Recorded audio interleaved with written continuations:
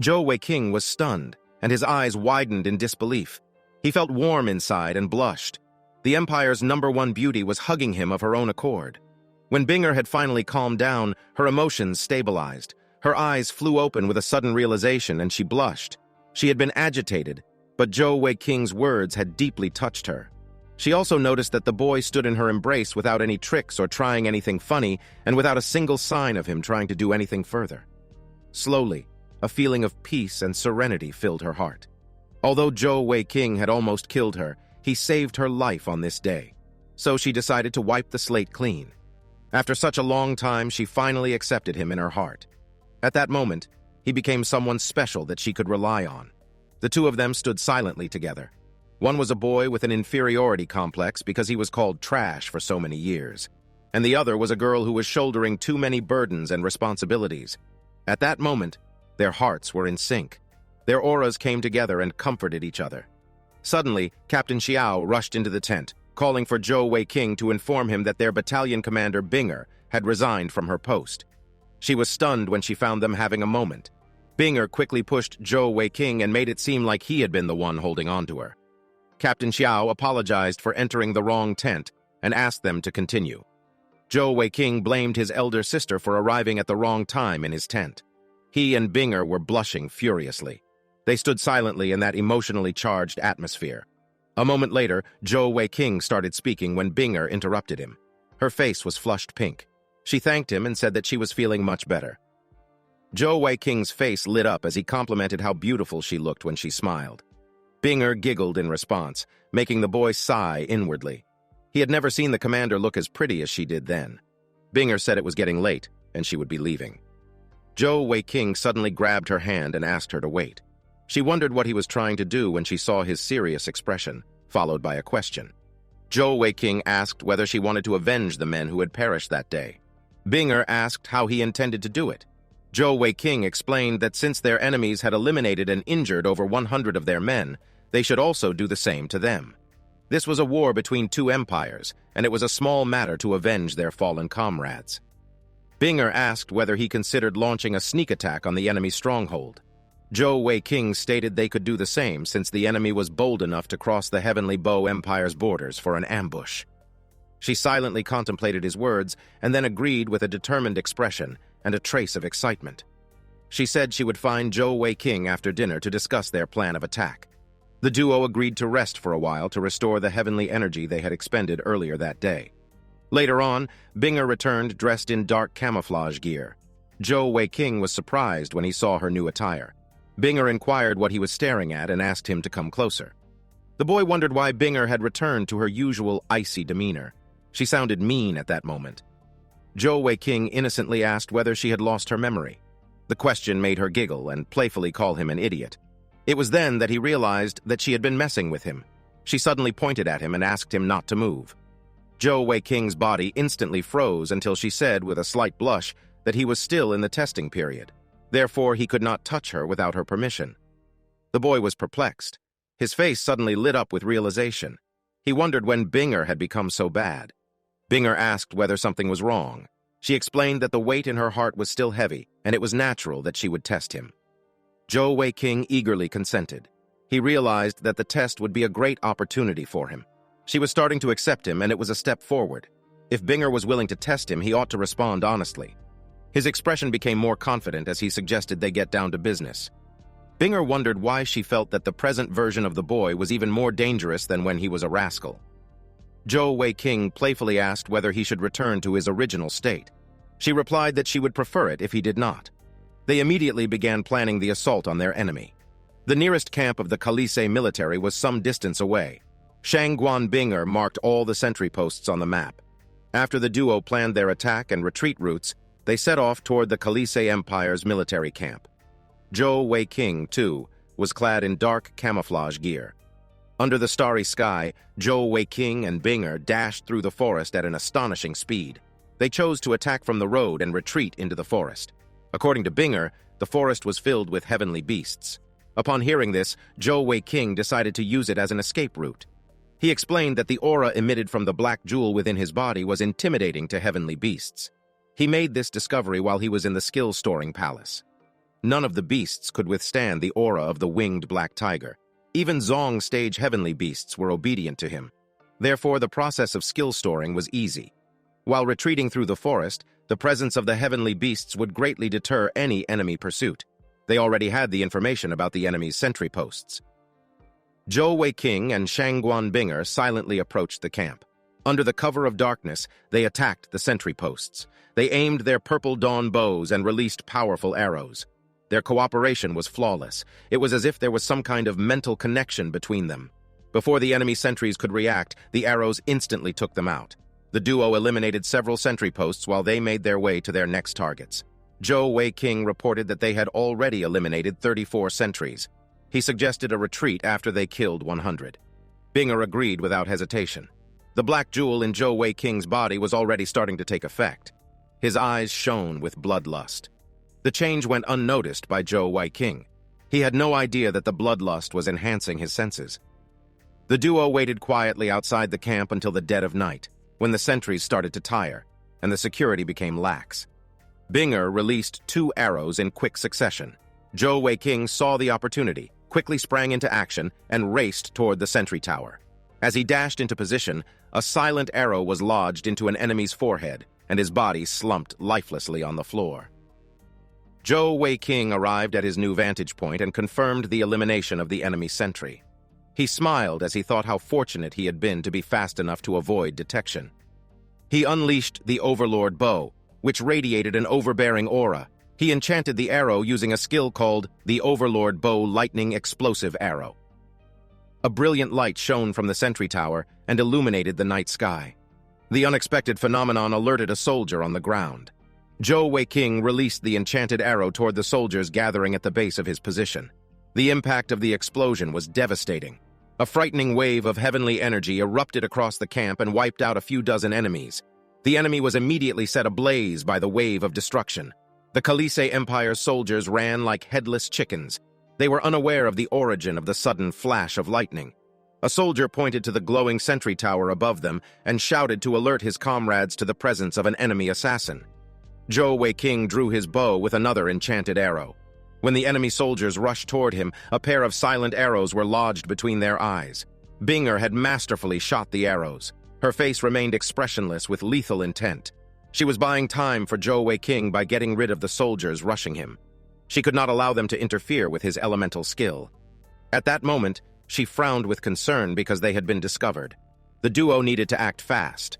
Her thoughts were interrupted by several more shouts, which indicated that she, too, had been discovered. The enemy knew that the sentry post's assassin was a jewel master. Zhou Weiqing released his enchanted arrow into the wave of incoming soldiers. The arrow exploded in a wave of heavenly energy and lightning and eliminated several dozen more enemies. His eyes had a savage gleam within them. He was greatly pleased with the massacre. He thought that if the enemy bunched up together, they made a great target for his Overlord Bow's explosive power. He released another volley of enchanted arrows like a madman. He had a score to settle with the Khaleesi Empire's soldiers. How dare they try to assassinate his Binger? Elsewhere, within the military camp, the 9th Prince, Bai Ju, hurriedly left his tent when he heard the commotion. When he asked what was happening, the nearby soldier saluted him and reported that the camp was under attack by a heavenly jewel master. The prince hurriedly ordered the soldiers to find and eliminate the enemy. In the distance, Zhou Weiqing saw the prince's arrival and realized it was time to retreat. They had already eliminated enough soldiers. The smoke from the raging fires in the camp blotted out the stars in the sky.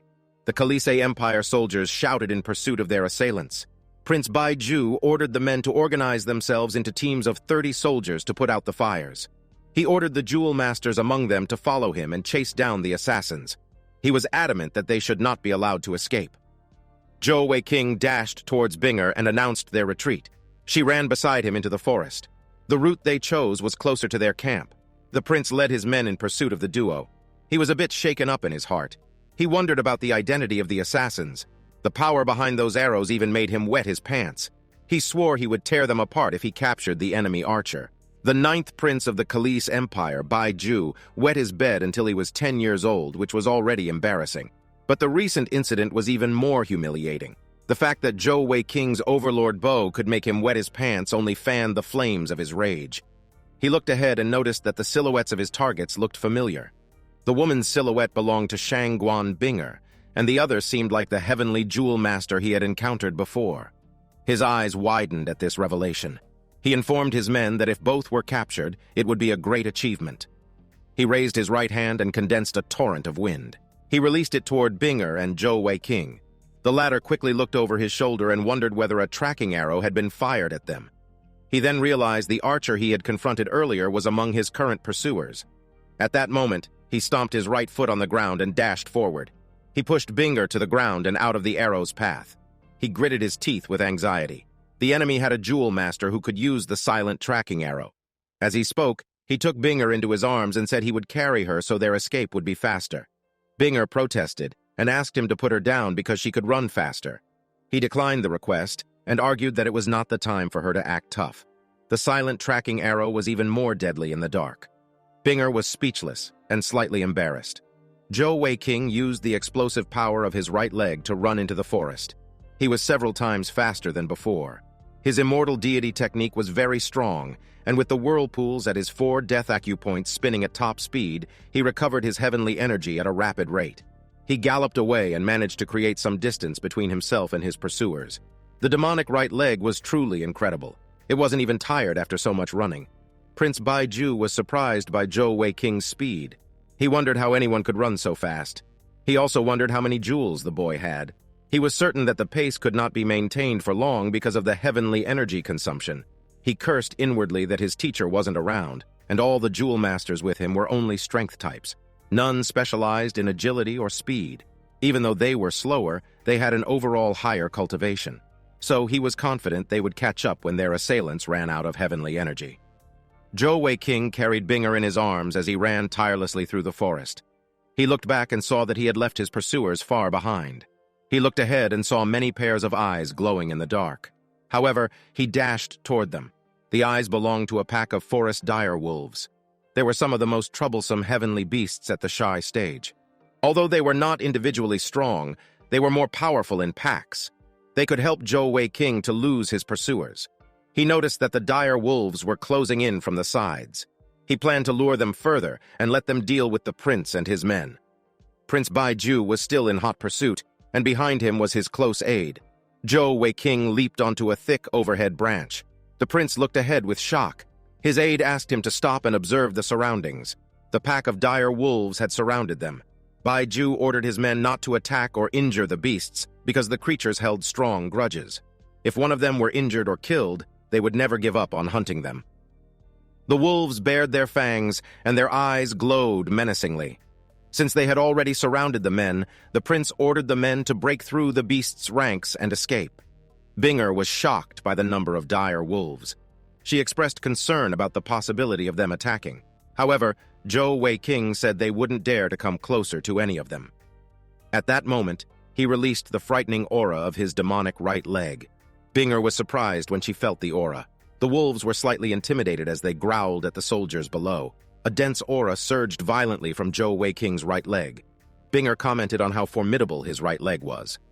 Zhou Weiqing explained that his inner black jewel's energy could suppress heavenly beasts. He then proceeded to describe his experience at the skill-storing palace. He explained that his right leg's power was strong, so he decided to use it to escape their pursuers. Prince Baiju and his men had stopped in their tracks. His aide informed him that the part of the forest in which they stood had too many dire wolves. They could no longer proceed. The prince speculated that the duo was probably met with a terrible fate. He found it despicable. He said his hatred could only be satisfied if he took them down with his own hands. He felt that they got away too easily. Zhou Weiqing reported to Binger that their pursuers had already begun retreating. He suggested that they continue their escape. Suddenly, a loud howl was heard reverberating within the forest. Zhou Weiqing and Binger were stunned. The dire wolves on the ground howled in response. It seemed to be a call to arms for their kind. Binger recognized the howl. It belonged to the forest dire wolf king. It was a senior heavenly beast she never thought would exist in the forest. Zhou Weiqing expressed confidence in suppressing up to ancient stage heavenly beasts. A wolf appeared with a surging green aura around its body. The wolves below lowered their heads reverently. The surging aura from its paws made the ground tremble. The dire wolf king bore its fangs menacingly. Its eyes were scarred and glowed with wild vigor. It glared at Zhou Wei King and Binger on the tree branch above. It made eye contact with the boy, making him wonder what was happening. The beast before him was only a senior stage heavenly beast. He wondered why it was able to resist his right leg's aura. Zhou Wei King could only suppress the skill-storing palace's ancient stage heavenly beasts because they had already been severely weakened. However, the senior stage Dire Wolf King was in perfect condition. Although it reacted to the Black Jewel's aura, it was not to the extent of running away. In a moment of realization, Zhou Wei King understood the situation well. Under the Wolf King's leadership, the wolf pack seemed immune to the Black Jewel's aura. They soon surrounded the tree. Binger asked what they should do because the Wolf King did not seem scared. Zhou Wei King gritted his teeth with frustration. His judgment had been wrong. Now Binger was in danger because of him. However, he realized that there was no use regretting at that moment. His father once said that men should not be afraid of making mistakes, but they need to own up to their mistakes and take responsibility. The wolf pack was about to attack. Zhou Wei King needed to protect Binger. He reached out with his hand and pulled her closer. He apologized for putting her in a dangerous situation and said he would cover her escape. He would not let the wolves hurt her. Binger blushed, but said nothing at that moment. Zhou Wei King said he would taunt the wolves and lure them away, and he asked Binger to run in the opposite direction toward the barracks. He explained that she would get out of the forest in about 5 kilometers. He asked her to wait for him at the barracks. Binger protested. She asked him what he was doing. Zhou Wei King smiled bitterly and said that everything was his fault. So, she should allow him to be cool and protect the woman he had in his heart. His hand tightened around her waist. He leaned forward and kissed her forehead. He then smiled and asked her to hurry and leave. With those words, he leaped off the branch toward the incoming pack of dire wolves. Binger shouted after him with tears in her eyes. The Dire Wolf King quickly closed the distance. Binger watched in a daze with tears in her eyes. She wondered how the boy could escape with that many heavenly beasts. Was he still the same mischievous boy she knew? He was afraid of death, yet he was willing to die for her. How could she possibly abandon him and escape? In the worst-case scenario, they would die together. If he was not afraid, there was nothing for her to fear. With her newfound resolve, she wielded her purple dawn bow.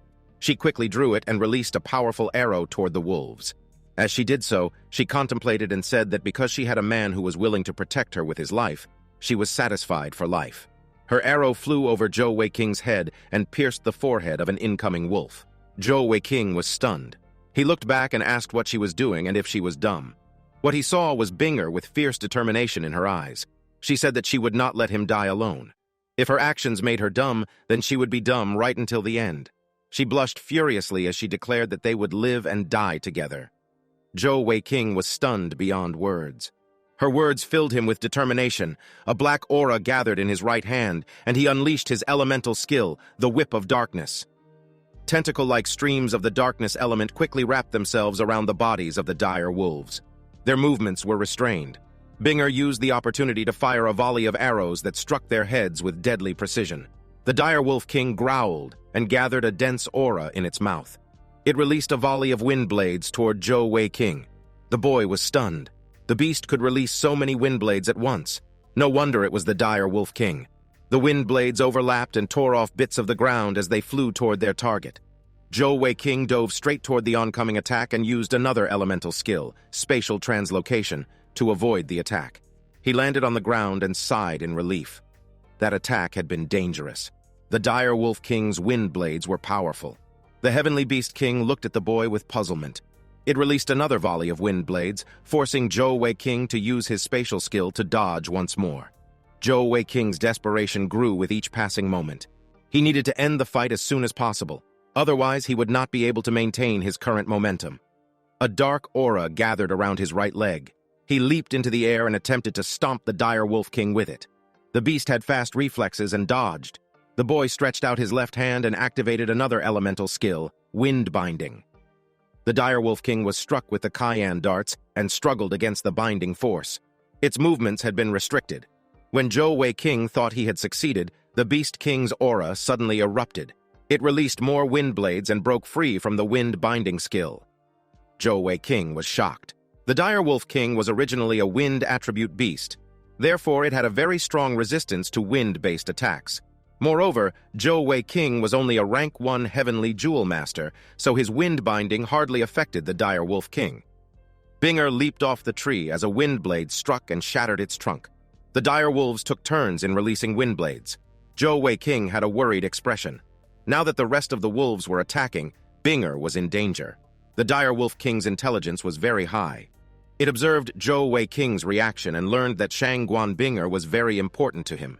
Therefore, it released a wind blade toward her. The attack caught her mid-air as she leaped from the tree. Her eyes widened in shock. It seemed like she was unable to avoid it.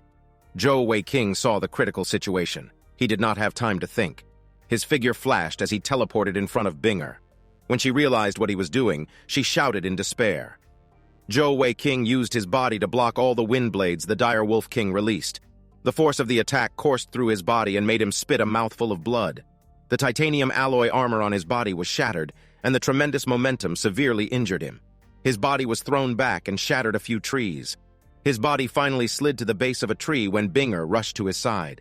She tearfully asked whether he was all right. Blood trickled from the corner of his mouth as he gritted his teeth in anger. A gush of heavenly energy surged into his body, and a familiar set of black patterns appeared on his face and torso. Binger was momentarily stunned when she saw them. The fight had inadvertently triggered the black jewel within his body. Suddenly, his eyes flew open, and a vicious consciousness took over his mind. Vast amounts of heavenly energy rushed into Zhou Weiqing's body.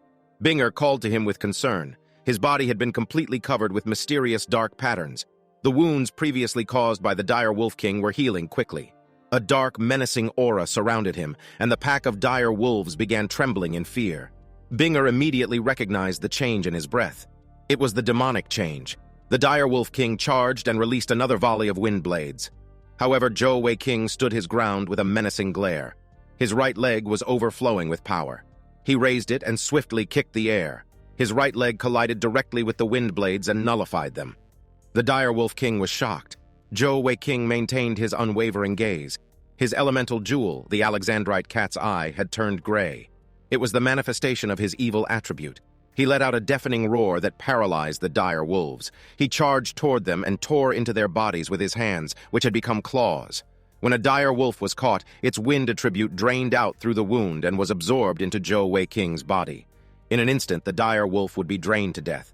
In the blink of an eye, he had absorbed the heavenly power of a dozen dire wolves. This was the evil attribute's skill, Devour. Zhou Weiqing was in an unconscious state under the protection of the Black Jewel. He needed to absorb much heavenly power to fight against the dire wolf king. Before long, only the dire wolf king was left. It was now in fear and started retreating. But Zhou Weiqing would not let it escape. He released his darkness attribute skill, Touch of Darkness, and bound it in place. He dashed towards it and unleashed another elemental skill, Thunder Palm. It was a point-blank strike on the dire wolf king's head. The retreating prince and his men saw a flash of lightning in the distance. They wondered how such a powerful wave of heavenly energy could radiate from the forest. They also wondered whether more powerful heavenly beasts had appeared. They were grateful that they had escaped. A soldier said Shangguan Binger was probably dead. He felt it was a pity considering how beautiful she was. Prince Baiju ordered them to continue withdrawing quickly and not stir trouble. The dense evil aura dispersed into the surroundings and the corpse of the dire wolf king lay on the ground, lifeless. Zhou Weiqing remained motionless. When Binger approached him, he finally raised his head to face her, and his body slumped forward. Binger broke his fall with her chest. She called to him, asking him to wake up. She watched as the dark patterns vanished from his body. It was as she had suspected. She had a calming effect on him. Binger smiled slightly as she thought how wonderful it was that Zhou Weiqing could regain his sanity as long as he hugged her tightly. She hoped that he would wake up quickly. Zhou Weiqing, on the other hand, had a naughty twinkle in his eye. Unbeknownst to Binger, he was already awake, yet his head still rested on her chest. He felt it was wonderful to be held by her like that. He thought it best to pretend to be unconscious and enjoy the moment for a little longer. Suddenly, a wave of pain washed over his body, and he spat a mouthful of blood. Binger was surprised by his reaction and asked what had happened. Zhou Weiqing clutched at his chest in pain. Binger called to him with great concern as he sat on the ground, cross-legged. He felt that his body was at its limit. It felt like it could burst at the seams at any moment. The sensation was caused by the vast amounts of heavenly energy absorbed from the dire wolves. He told Binger that he wanted to break through.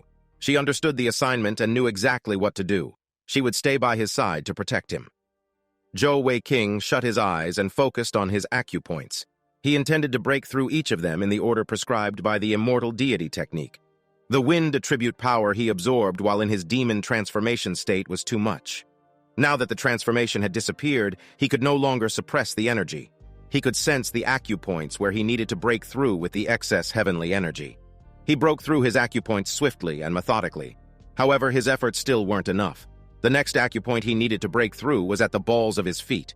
He started channeling the heavenly energy to these acupoints when he felt something had gone awry. He lost control of the heavenly energy, which surged violently out of his feet and even destroyed his boots. He was in excruciating pain as the heavenly energy rushed out of his body uncontrollably. Zhou Wei-King wondered why the reaction was as violent as his first time breaking through. The heavenly energy of his whole body was rapidly surging out of his Yongquan acupoint. Binger realized the danger that the boy was in. He had encountered a problem in his breakthrough, so she had to do something to help him stop the leakage of heavenly energy. She channeled her wind-attributed heavenly energy into her palms and pushed back against Zhou Wei-King's feet to stop the leakage. She experienced a strong countershock, but decided to endure it. Eventually, the leakage of heavenly energy from the boy's feet was successfully halted. The energy circulated along the acupoint and broke through it successfully. Zhou Wei-King let out a deafening roar. Binger held on with all her might until the wild heavenly energy was contained and gradually dispersed. Once her task was complete, she sighed in relief. Her face had turned slightly pale, but she smiled with contentment. Fortunately, she had succeeded in sealing the leakage, and now Zhou Wei-King's heavenly energy circulation had become normal. She collapsed in exhaustion beside the boy. The sun rose in the distance, and Zhou Wei-King slowly opened his eyes. He quickly checked his body and realized he had succeeded in his breakthrough to the 5th stage of heavenly power. He was surprised to see Binger laying on the ground and realized that he could barely remember his experience of breaking through. However, he could recall that she helped him seal the leaking power. A moment later, Binger woke up and quickly checked on him, asking whether he was all right. Zhou Wei-King replied affirmatively. He reported that he had successfully broken through to the 5th stage of heavenly power. Binger was relieved to hear that. She said it was good that he was okay, and he had scared her to death that time. She thought that he was going to die. Zhou Wei-King was happy to see her concerned for his well-being. He asked whether she had been worrying about him. Binger turned away and blushed slightly. She asked whom the boy had been referring to. They both realized it was dawn and agreed they had to return to camp. When the boy scanned his surroundings, he found a cute white tiger cub. It looked at him with curiosity, and its eyes had a trace of intelligence. Binger said the little cub was adorable as she and Zhou Wei-King moved closer for a better look.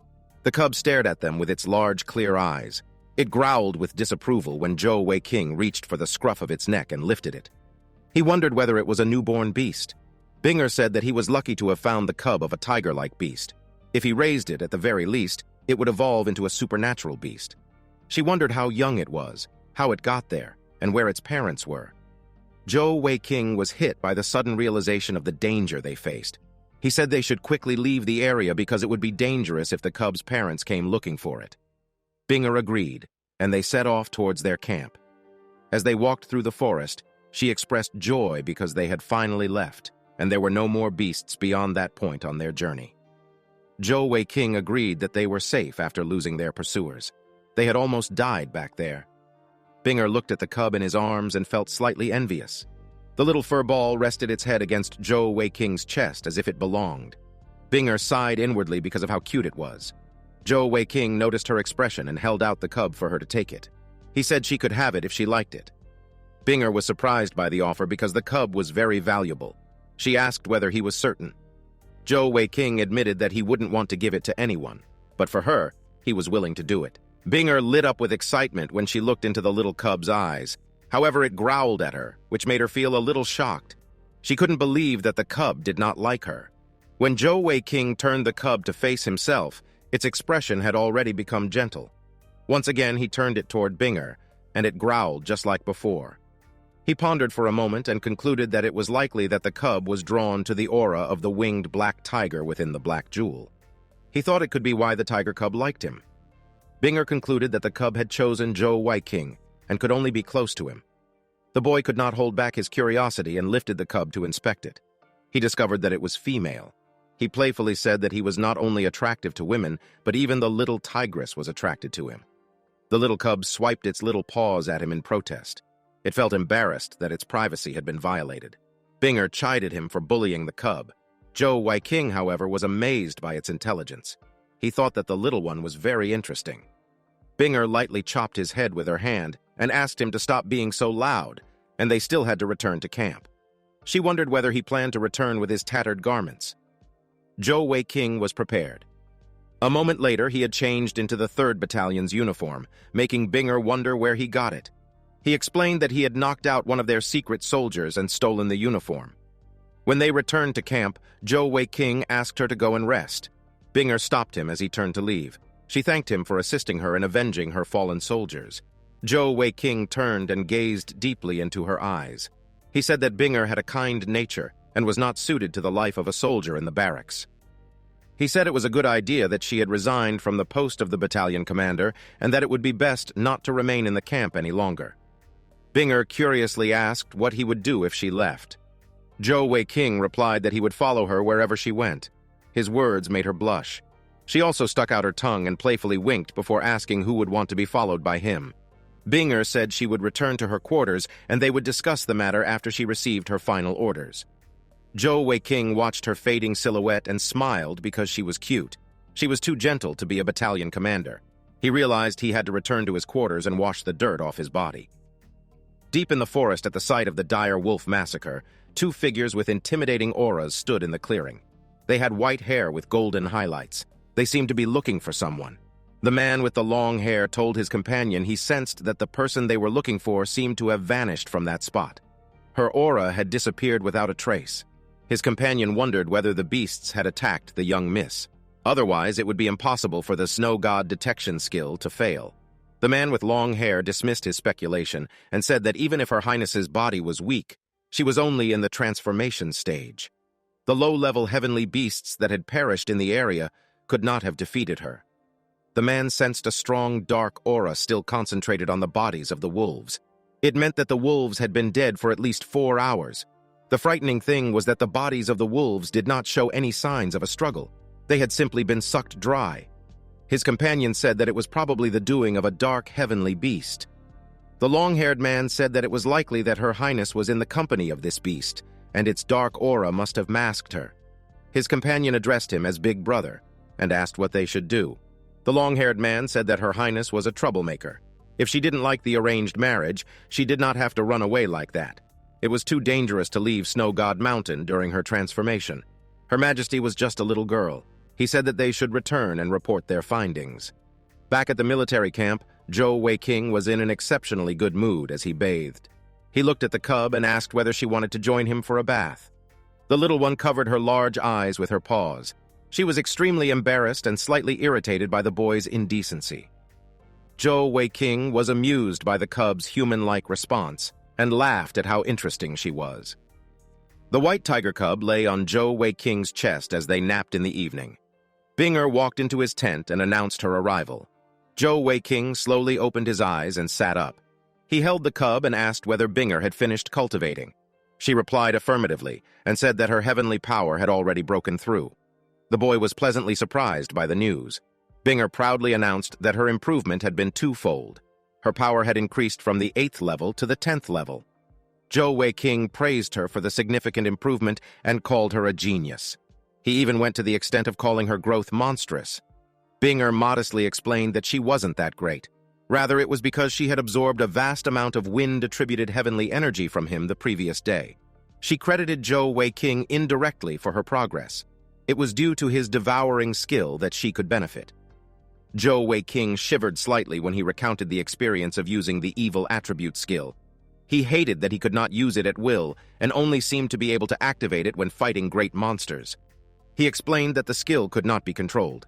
If he absorbed excess heavenly energy, he would be overwhelmed by the overflowing energy, which could destroy his body. Binger said she considered his absorption of heavenly energy through the Devour skill was a good idea. The boy gave her an inquisitive look and asked why she thought so. Binger explained that she considered the changes he had experienced and suspected that he was somehow related to the Black Jewel. Ordinarily, when people underwent a demonic transformation, they couldn't stay clear-headed. However, Zhou Weiqing was the exception because he always seemed to recover at the last second. Moreover, when Jewel Masters transformed, they would weaken when the effects wore off. However, the opposite happened to Zhou Weiqing. He became stronger. Binger explained that it was the reason she thought that he was different from others. She speculated that in time he might be able to control the transformation. Zhou Weiqing was shocked by the effects of the transformation. His strength had at least tripled. Binger said she would return to her tent and asked Zhou Weiqing not to worry about things and stabilize his cultivation realm. Zhou Weiqing teased her by asking why she wanted to leave so soon. He playfully asked for a reward for helping her get revenge on the previous day. Binger gave him an inquisitive look in response and asked what he wanted. Zhou Weiqing quickly pointed to his cheek and said the reward was almost the same as what she wanted: a simple kiss. Binger fumed and said he shouldn't think it was beyond her to give him a good knuckle sandwich. Zhou Weiqing playfully asked her not to be impulsive. If he was hurt, how could he take care of her? He also referred to her words about living and dying together. He said it would be nice if they did. In response, her figure suddenly flashed past Zhou Weiqing's face and vanished after bidding him farewell. She had been so swift that he almost couldn't feel a thing. He only blushed and touched his cheek. He pumped his fists in the air and made a victory pose. He felt like he was the luckiest man in the world. That had been a once-in-a-lifetime experience. As Binger walked away from his tent, she heard his laughter and sighed. Zhou Weiqing held the tiger cub and asked whether she had seen what had just happened, and how charming he was that even Binger was attracted to him. The cub remained silent and only glared at him. At that moment, Zhou Weiqing realized he had not yet named the cub. He said she looked cute with her chubby cheeks. The little cub had a bad premonition. She felt like she was about to be given a ridiculous name. Since Zhou Weiqing used the nickname Fatty Joe at the barracks, he preserved the naming scheme and called the little cub Fatty Cat. She mewed in protest because she felt the name did not suit her. However, she could do nothing about it. Zhou Weiqing saw her reaction and concluded that she liked her new name. After half a year, Shangguan Binger resigned from the battalion commander post and focused on cultivating. Her aide, Zhou Weiqing, naturally ended up leisurely practicing at his quarters. The shocking thing about Fatty Cat was that she had not eaten for 6 months. No matter what Zhou Weiqing tried feeding her, she was not interested.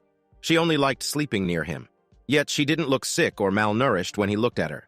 He didn't think much of it and only assumed that it was normal for celestial beasts. One evening, he heard a familiar voice calling him. It belonged to Xiao Rusei. She entered his tent in her usual male disguise and said she was glad to have found him because she needed his help. She asked him to follow her and suggested that Binger also accompany them. Zhou Weiqing playfully asked why she needed him at such a late hour. Xiao Rusei nervously smiled and said someone had arrived from the north with news about Binger concerning her appointment. She asked whether he was disinterested. Zhou Weiqing's brows furrowed. Captain Xiao's smile was suspicious. He wondered whether anything she said had been true. In any case, he was certain that she wouldn't do anything to hurt him. Captain Xiao asked him to be quick because she did not want to keep the guest waiting. She reminded him to fetch Binger as well. On their way to meet the guest, Zhou Weiqing noticed that Binger had a grim expression. When he asked what she had been thinking, she mentioned that the Emperor and the Marshal had trusted her abilities and appointed her as the battalion commander. However, she did not prepare well for the position and ultimately resigned. Zhou Weiqing tried to cheer her up and argued that it wasn't her fault. Rather, it had been the mistake of her superiors because they failed to notice that her temperament was not suited for the army.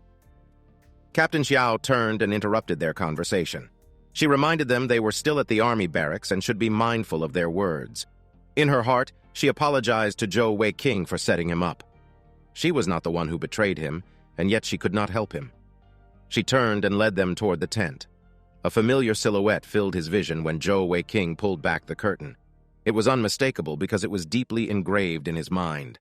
His eyes widened in shock when he saw his father, Marshal Zhou, and he wondered why the man had appeared before him. Zhou Weiqing moved swiftly and vanished from the entrance of the tent.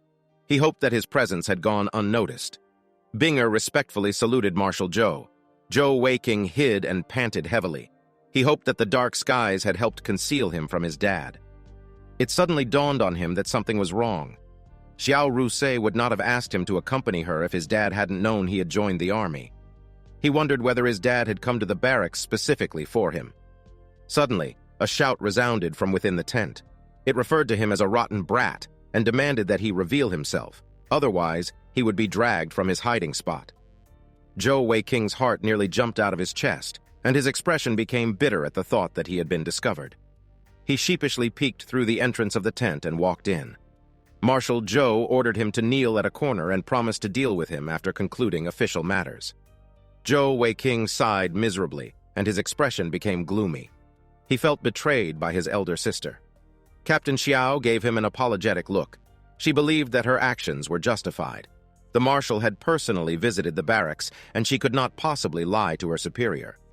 Binger gave Zhou Weiking a puzzled look. She wondered whether the boy had offended the marshal somehow. Her thoughts were interrupted by Marshal Zhou, who asked why she wanted to quit the position of battalion commander. Binger respectfully explained that she did not have much talent, and her knowledge was limited. She was not adept at commanding an army. She explained that she was unafraid of death and would be honored to perish in battle as a soldier. However, she could not bear the sight of soldiers perishing in vain because of her inadequacies. Therefore, she requested the marshal remove her from the position and replace her with Captain Xiao, a more competent commander. Marshal Zhao willingly accepted her request and said she had not disappointed him. Binger was surprised by his response. Marshal Zhou explained that at the time of her appointment, the emperor was against the decision, but he, the marshal, paid it no mind. He had insisted on sending her to the military camp. He asked whether she knew why he had made that decision. Binger confessed her ignorance, so the marshal explained that the military camp was the best place to train a person. She could determine which direction to take when she experienced everything in the army and saw real blood spilled and her comrades losing their lives. He continued to say that if she were to return to the army one day, she would still be assuming the position of a commander because at that time she would be an outstandingly strong heavenly jewel master. He was certain that, at that time, Binger would no longer want to resign. Binger was speechless for a moment. She could not believe that her idol had such confidence in her. Marshal Zhou formally approved her resignation and appointed Xiao Rusei as her replacement. He was quick to reassign Binger and ordered her to report to the Heavenly Bow unit in Heavenly Bow City. Binger was stunned at the mention of the renowned military unit. The marshal explained that it was a place where she could improve herself. He expressly forbade her from backing out of the arrangement this time. Binger thanked him reverently. She promised to work hard and earn a place in the Heavenly Bow unit. The marshal asked her to leave and pack her belongings to prepare for her morning departure. Binger received her orders, and right before she left, she glanced at Zhou Weiking, who had a defeated expression. Marshal Zhou asked why she hadn't yet left, making her leave the tent hastily. The only people left in the tent were the marshal, the newly promoted battalion commander Xiao Rusei, and Zhou Weiking. The marshal's face contorted in anger a moment later, and he glared at his son. Tears streamed down the boy's face when he discerned his impending doom. He tearfully glared at Xiao Sei and resented her for betraying him. She knew that his dad was coming, yet she brought him along. It was indeed the same as making him jump down a fire pit. The new battalion commander defended herself by saying she had no other choice. She explained that the sneak attack that Zhou Weiking and Binger executed on the Kalisa army camp attracted too much attention. The higher-ups in the army easily learned about the incident after some investigation. If Uncle Zhou was already there, she couldn't hide it from him anymore. The marshal turned to his son and called him a rotten brat. He asked why the boy had that expression and how long he intended to hide from him. He asked the boy whether he had become independent and was not afraid of running away from home. With that last remark, he launched Zhou Weiking with a kick. Commander Xiao was shocked by the display of violence. She finally understood why the boy resented his dad so much. Marshal Zhou's foot shook slightly. He was surprised that his son had managed to cancel out the strength of his kick. Zhou Weiking lay on the ground and tearfully pleaded with his dad to spare him. He admitted his wrongdoing and asked whether his dad intended to beat him to death. He said that his mom would be extremely sad if that happened. The marshal asked how he dared to mention his mom. He said that the boy's mother was angry because of his absence. The marshal asked his son to stop pretending to have received a heavy blow from his kick. Zhou Weiking appealed to his dad's reason and asked for an opportunity to explain himself. Marshal Zhou ordered him to explain while kneeling on the ground. Zhou Weiking argued that they were standing in front of Xiao Rusei and asked whether his dad would not even allow him to protect his pride. The marshal was irritated that the boy had grown bold enough to negotiate with him. The next moment, Zhou Weiking knelt and apologized. He then recounted the events that transpired between himself and the princess. He also narrated his encounter with the black jewel that descended from the sky and helped him narrowly avoid death. He explained how he entered the army out of the fear of returning home. The marshal realized that his son was not at fault after he had listened for a while, and half of his anger had subsided. Zhou Weiqing was put at ease when he saw his dad's expression relaxing. He informed his dad that he had become a heavenly jewel master and finally revealed his heavenly jewels. The marshal's eyes widened in shock. Zhou Weiqing proudly displayed his heavenly jewels. His dad's expression was filled with disbelief when he saw the elemental jewel. Zhou Weiqing looked satisfied when he asked for his dad's opinion. Marshal Zhou smacked him upside the head and asked whether a cat's eye elemental jewel could have such a strange color. The man thought that his son was playing a trick to deceive him. Zhou Weiqing tearfully protested and asked his dad to stop hitting him. He explained that his elemental jewel was of a high grade. It was the Alexandrite cat's eye. He then asked whether his dad knew about it. He had no reason to lie. The marshal pondered momentarily and wondered whether his son could possess such talent. Zhou Weiqing fumed and asked why his dad had such little confidence in him. If his elemental jewel was a fake, then his physical jewel's consolidated equipment ought to be enough to convince the man because it could not possibly be faked. He immediately unleashed the Overlord bow and explained that it was the consolidated equipment for his first physical jewel. The marshal was surprised that his son possessed consolidated equipment of such high quality. He suspected that a great Grand Master could have built it. Zhou Weiqing asked for his dad's opinion. He explained that the consolidating equipment Grandmaster, Huyan Aobo, had crafted the Overlord bow and gifted it to him. He revealed that the Grandmaster wanted to take him as a disciple because he possessed the spatial attribute in his elemental jewel. Marshal Zhou knew about Senior Huyan from the Fei Li Empire.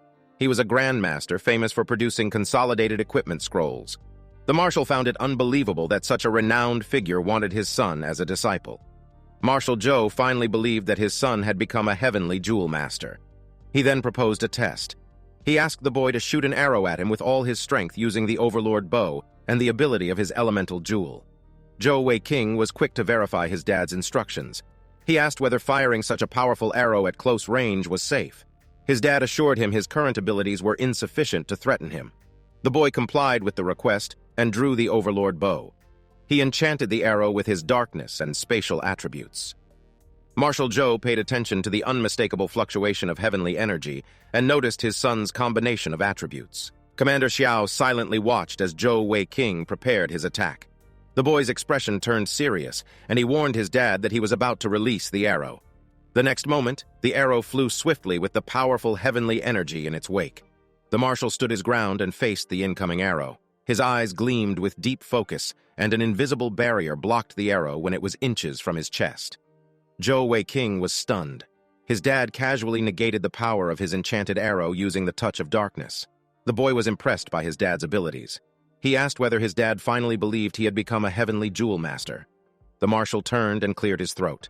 He informed the commander that he would leave with his son to talk privately.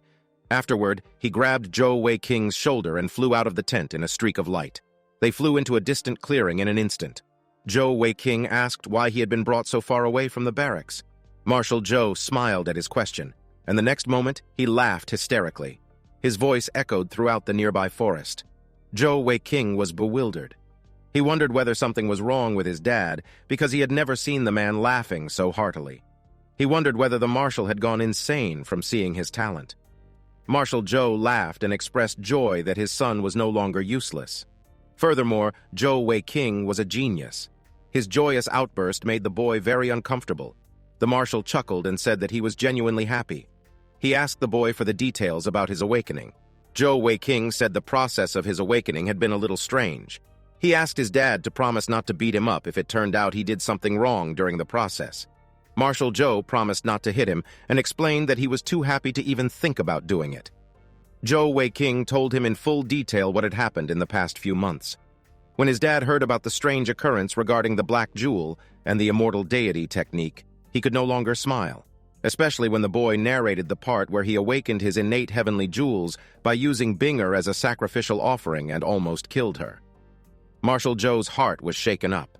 The hope of the Empire, Binger, was almost killed by his son. Her clothes were even torn into shreds and her purity was tainted. Zhou Weiqing nervously explained that Binger knew he did not do it intentionally, and she already forgave him. He said he had started courting her, and she was also beginning to accept him. He promised to take responsibility for her. The marshal seemed content with his explanation and said he would have broken his legs if his son had not taken responsibility.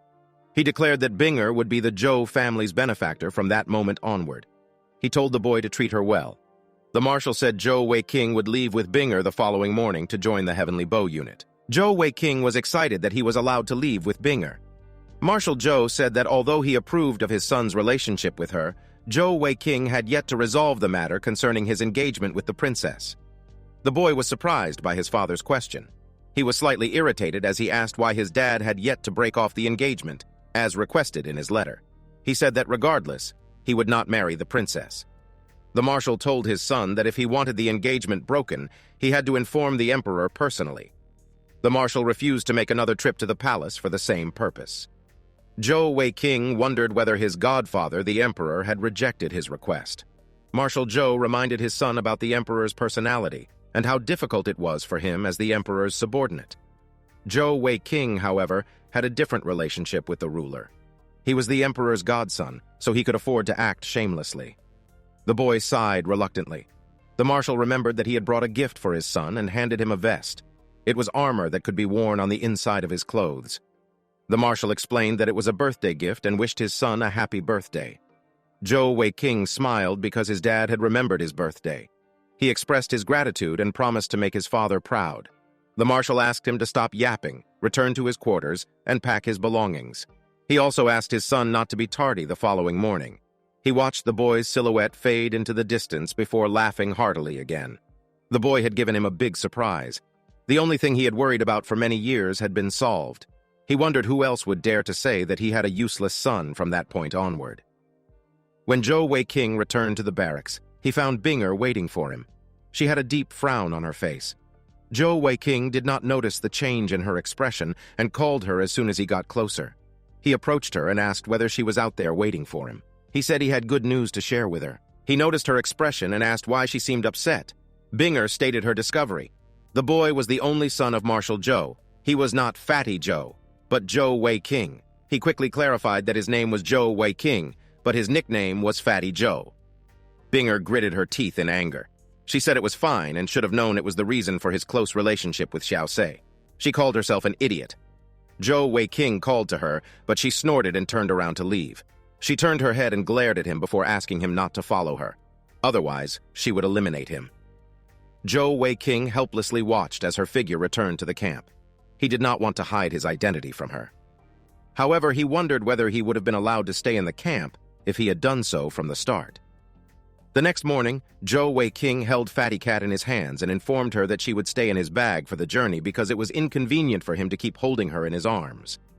Fatty Cat protested. However, Zhou Weiqing chided her for being feisty. The next moment, he put the little cub in his bag. She settled after some shuffling movement. Zhou Weiqing promised to let her out for fresh air along the way and asked her to sleep. As he walked toward the exit of the barracks, he saw the new battalion commander, Xiao Rusei, and Binger having a conversation. The commander noticed his presence and informed him that the marshal had left earlier. Binger frowned and asked why he had come. Zhou Weiqing reminded her about his promise to follow her wherever she went. He said he would accompany her into the Heavenly Bow unit. His dad had also approved. Binger turned away and said she had almost forgotten that he was Viscount Zhou. She snorted and took off running. Zhou Weiqing quickly bade his elder sister goodbye and chased after Binger. The commander asked him to take care along the way. The boy sprinted at top speed. He soon realized how fast Binger had been running with the enhancement from her pure agility physical jewel. He could barely keep up with her, even with the explosive energy in his right leg. Binger ran with a solemn expression. She focused on increasing the distance between herself and Zhou Weiqing. When she noticed his persistence, she snorted and activated the wind-wielding boots. A wave of heavenly energy engulfed her entire body, and her speed increased frighteningly. Zhou Weiqing gasped in shock. The frustration in Zhou Weiqing's heart grew quickly. He maintained the pace as he thought about how to stop her and explain everything clearly. Otherwise, with her personality, she would not turn back if she left like that. He apologized to her in his heart before launching the wind-binding skill. The technique swiftly restricted Binger such that she could no longer move. She was surprised by the sudden change, which suspended her in midair. Zhou Weiqing rejoiced inwardly that Binger had finally stopped. He teleported to her side as her body tilted forward. When she was about to fall face first into the ground, Zhou Weiqing appeared beneath her and broke her fall. He winced in pain as he held on to her. Binger furiously asked him what he was doing and demanded that he release her. Zhou Weiqing refused to do so, saying she would leave right away if he did so. Binger struggled to push him away and called him shameless. Her expression was grim as she said she would end her life if he did not release her. Zhou Weiqing was stunned and instinctively released her. Binger sprung to her feet and took a few steps back before drawing her purple dawn bow with teary eyes. She aimed an arrow at Zhou Weiqing. The boy was unfazed and calmly asked to be given a chance to explain things before she could sentence him to death. Binger angrily shouted at him and asked what there was to explain. He had been engaged to the princess ever since he was young. Everyone in the Empire knew about it. She addressed him by his noble title and asked him to have some self-respect. She warned that she would eliminate him if he were to cling to her any longer. Zhou Weiqing was speechless. He did not expect that she would be so stubborn. She was currently too emotional to listen. However, the fact that she cried meant that she still cared about him. He could only resort to a cruel method to get through to her. He gravely said that she did not need to do anything. He was at fault for concealing his identity from her and was willing to accept the punishment. He took an arrow from his quiver and pointed the tip toward himself. Binger watched in horror as he stabbed himself near the heart. He gritted his teeth because of the excruciating pain and said he would take his own life. Binger asked whether he was out of his mind. He replied that he was sane, but if she wanted to leave his side, then he would go insane. His words rendered her speechless. She gazed at him with teary eyes and saw his determination. Zhou Weiqing used the opportunity to ask her to calm down and listen to his explanation. At that moment, Binger dropped her bow. Zhou Weiqing noticed that she had relaxed and decided to press his advantage. He pushed the arrow farther into his chest, making Binger shout to stop him. She tearfully asked if he wasn't afraid of death and wanted to know why he hurt himself. Zhou Weiqing smiled slightly because he had won the gamble. As expected, she was never actually willing to leave him. However, his wound hurt a lot. Binger asked him to stop moving and remove his clothes. She offered to stop the bleeding for him. Zhou Weiqing held her hand and said there was no need. He asked her to listen to his explanation first before she could stop the bleeding. Binger was frustrated. She insisted that she would listen to his explanation after she stopped the bleeding. Zhou Weiqing's face had grown pale from the blood loss, and his eyes narrowed slightly. He was glad that Binger was finally willing to listen to him, which was good as long as she did not leave him. A while later, she treated his wounds. Zhou Weiqing's vision became blurry as he watched the beautiful silhouette before him. He passed out and made Binger call to him in a panic. Binger looked intently at the unconscious young man on her lap. She had gone through great emotional upheaval, but presently, she was calm. She frowned slightly at the thought of Zhou Weiqing's actions. He had acted recklessly like an idiot. He was afraid of pain. Yet he stabbed himself with an arrow. A moment later, Zhou Weiqing regained consciousness. He sat up with great effort, but Binger discouraged him from moving too much. He lay on the ground and smiled at her before expressing joy that she had not left after he lost consciousness. Binger had a curious expression and asked why he had acted so rashly. Zhou Weiqing replied, considering the matter at hand. He had to resort to extreme methods. He was willing to stab himself a few more times if it meant she would not leave him. Binger sighed and said that regarding his hiding his identity, she would have still forgiven him regardless of what he did. Zhou Weiqing was quick to correct and said her conclusion had been wrong. He did not lie to her in the beginning. He said he could not tell her when she asked about his background. Therefore, it could only be seen as him hiding something from her. He feared he would have been sent back home if he had told her the truth earlier. Binger was slightly embarrassed. She then argued that the Viscount was already engaged to the princess regardless of that. How could he still be with her as though the engagement did not matter? She asked whether it was fair to the princess and whether it was fair to her. Zhou Weiqing complained about the princess's cruelty. He called her a heartless woman and never wanted to marry her. He declared that the engagement was void. Zhou Weiqing then narrated how he accidentally saw the princess taking a bath. He revealed the fact that he almost got killed by her.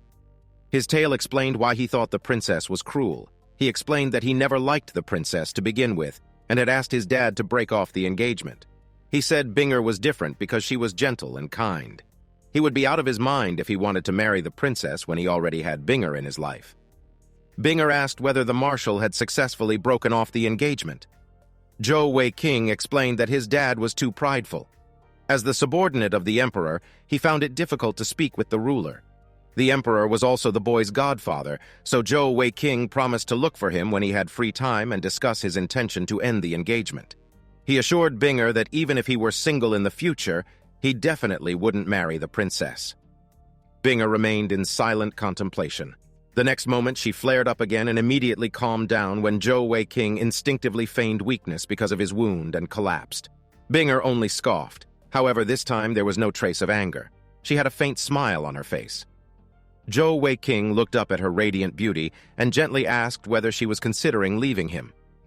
Binger blushed and said she would not leave. Zhou Weiqing beamed with joy as he held himself up with an arm. He used the opportunity to tell Binger that it was his birthday. Binger inquired whether it was his 14th birthday because she recalled that the boy had told Senior Huyan that his 14th birthday was not due for another couple of months. Zhou Weiqing sat up and admitted that it was a lie he had made up on the spot. He assured her that the present day was his actual birthday. Binger smiled at him and wished him a happy birthday. Zhou Weiqing asked if that was all. Binger asked what else he wanted. At that moment, the boy's excitement was written on his face, and he asked Binger to express his birthday wishes physically. He said, matter-of-factly, that birthdays were a big deal. Binger smirked and asked why his mind was filled with such nonsense, yet he was only 14 years old. She asked him to wait until he was older. 4 hours later, Zhou Weiqing's wound was more or less healed, and the two continued the journey. Along the way, Zhou Weiqing asked what kind of organization the Heavenly Bow Unit was. Binger was surprised by the Viscount's ignorance despite his noble status. Zhou Weiqing explained that he had only been an ordinary person who attended an ordinary school. The knowledge about the Heavenly Bow Unit was not taught at school, so naturally, he would be ignorant. Binger explained that the Heavenly Bow Unit was a legend within the Heavenly Bow Empire and was also the origin of the empire's name. Zhou Weiqing was shocked to hear that. He wondered whether the Heavenly Bow Unit might have been more amazing than his dad. Binger admitted that she was not clear about the details. However, she was certain that the Heavenly Bow Unit might only be a camp that consisted of a few people. Its members were all masters in archery and only obeyed His Highness the Emperor's orders. They were all great assassins. Every time the Empire faced a great crisis, the Heavenly Bow Unit emerged to help overcome it. Binger narrated that in the past. When the Kalisa Empire flourished in glory, it often wanted to wage war against the Heavenly Bow Empire. The Kalisa Empire had 7 Heavenly Jewel Masters, but the Heavenly Bow Empire only had Marshal Zhou. The Kalisa Empire pressed onto the border and cast the Heavenly Bow Empire into yet another crisis of a possible takeover. At that time, the Heavenly Bow Unit intervened in the situation even before the war could start. The Heavenly Bow Unit's assassins eliminated 4 Heavenly Jewel Masters from the Kalisa Empire. The Kalisa Empire was terrified by that incident and retreated. That was the most famous battle of the Heavenly Bow Unit. Zhou Weiqing expressed deep admiration for the legendary unit and his desire to join and learn from it. 10 days later, the duo arrived in Heavenly Bow City. Zhou Weiqing was happy that he was finally home. He wondered whether his dad had arrived before him. The marshal had given Binger a letter and instructed her to open it only when she arrived at Heavenly Bow City. She opened the letter at that moment. It contained instructions to visit Di Hao Inn's first floor and look for a drunkard named Luo K.D. and tell him she was looking for the Liu from the unparalleled Liu duo. Afterward, the man would naturally take her to a place where she would be tested to join the Heavenly Bow Unit. Once Binger had finished reading the letter out loud, she suggested that they both return to their own homes to see their mothers and meet up in front of the Di Hao Inn on the afternoon of the following day. Zhou Weiqing sulked immediately and asked whether they would just casually separate like that. He then expressed his unwillingness to part ways. Binger smiled faintly and called him an idiot before hugging him. Zhou Weiqing was ecstatic. Binger turned and smiled brightly before saying goodbye. Zhou Weiqing watched her departing figure before heading toward his house. He wondered how his mom was doing after such a long time. He walked through the front doors into the courtyard. A middle-aged woman received him at the entrance. She was Zhou Weiqing's mother, Ling Zihan. She was happy to see her son had returned safely. She wondered whether the boy's surprise return was due to his father's visit to the front lines. Ling Zihan wanted to see whether the boy had lost weight. Zhou Weiqing hugged his mother as she called him a spoiled brat. Tears welled up in her eyes. She asked him whether he considered himself independent and demanded an explanation of how he dared to run away from home and ended up stumbling upon a bathing princess. She dismissed her latter statement and said it wasn't a big deal. However, she wanted to know why he ran away in the first place. She also smacked his head gently as she spoke. Zhou Weiqing explained that he was afraid to return home because of his dad's presence. Ling Zihan explained that the boy's dad would not have beaten him to death because he knew the limits. She revealed that the beatings that Zhou Weiqing received were his dad's efforts to use heavenly energy to adjust the boy's bodily constitution. Zhou Weiqing was surprised by the revelation. He finally understood why his dad beat him up as often as he did. He was touched that his dad never gave up on him. Suddenly, a shout echoed across the courtyard and interrupted their conversation. The voice demanded that Zhou Weiqing reveal himself. The boy frowned and wondered about the identity of the person who was bold enough to cause trouble at his family's doorstep. He wondered why someone was already looking for him, yet he had barely arrived home. His gaze landed on a beautiful, middle-aged woman. She stood at the entrance and had a stern expression. Her arms were crossed as she called him to come out. She greatly resembled Binger, who stood behind her and tried to discourage her current actions. Naturally, she was the mother of the Empire's #1 beauty. When Zhou Weiqing heard Binger address the woman as such, he immediately approached the woman at the gate. She gave him a stern look and asked whether he was Zhou Weiqing. The boy respectfully addressed her as auntie and said he was the one she had been looking for. However, the woman scoffed dismissively and asked whom the boy referred to as auntie. Zhou Weiqing was rendered speechless by the woman's unfriendly tone. She asked whether the boy knew why she was looking for him. She found out about everything he had done to her daughter. She demanded that he choose between taking his own life and letting her do it. Zhou Weiqing stood there with his mouth agape. Binger protested her mother's unreasonable demand. She reminded her that the boy's past actions had been unintentional. Her mother asked whether the explanation resolved anything and if it was proper to forget about everything simply because of that. She furiously reminded her daughter that the boy had used her as a sacrificial offering for his awakening. Did the boy not taint her purity and almost kill her?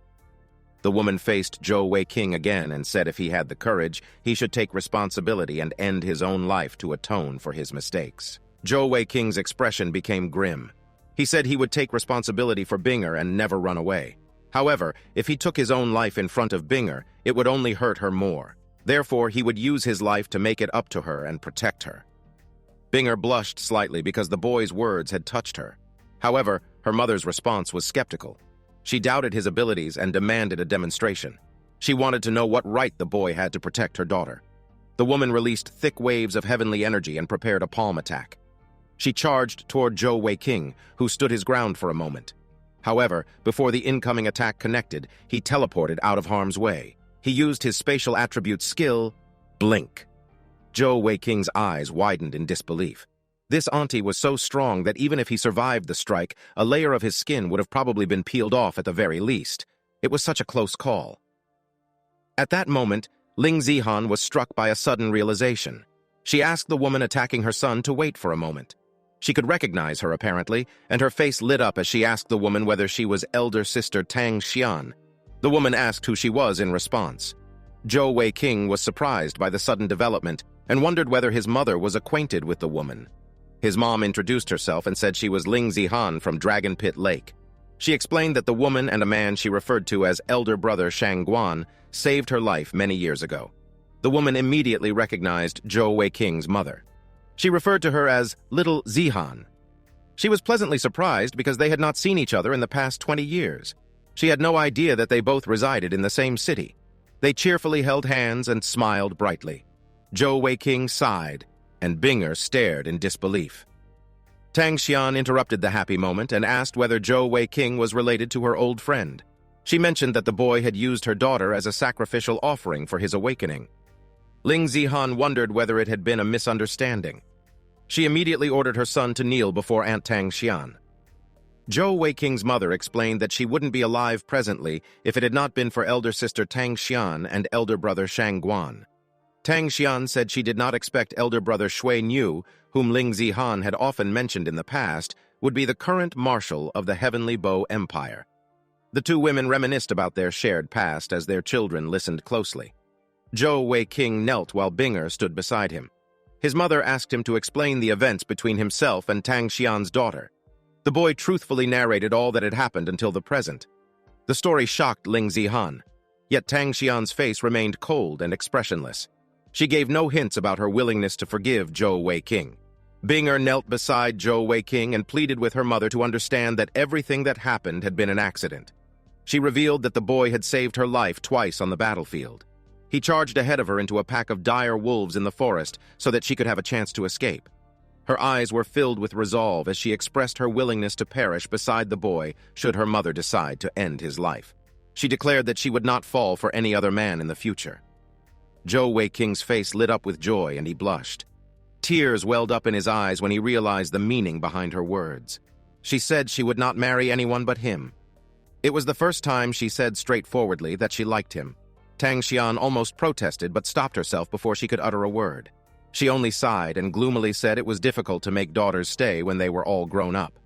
She reluctantly let go of all her grievances against Zhou Weiking, considering he was her old friend's only child. Zhou Weiking was pleased that Auntie Tang Xian had acknowledged him. It meant that he would not have to take a beating from her. Tang Xian asked to examine his heavenly jewels. The boy complied with her request without the slightest hesitation. She felt her blood boiling when she saw his elemental jewel. It was the legendary Alexandrite cat's eye. Tang Xian eagerly asked what attributes the boy possessed within his elemental jewel. Zhou Weiking began listing his attributes but was interrupted by Tang Xian when he was about to mention the sixth one. Aunt Tang Xian was bewildered when she asked about the boy's remaining attributes. Zhou Weiking had already mentioned 5.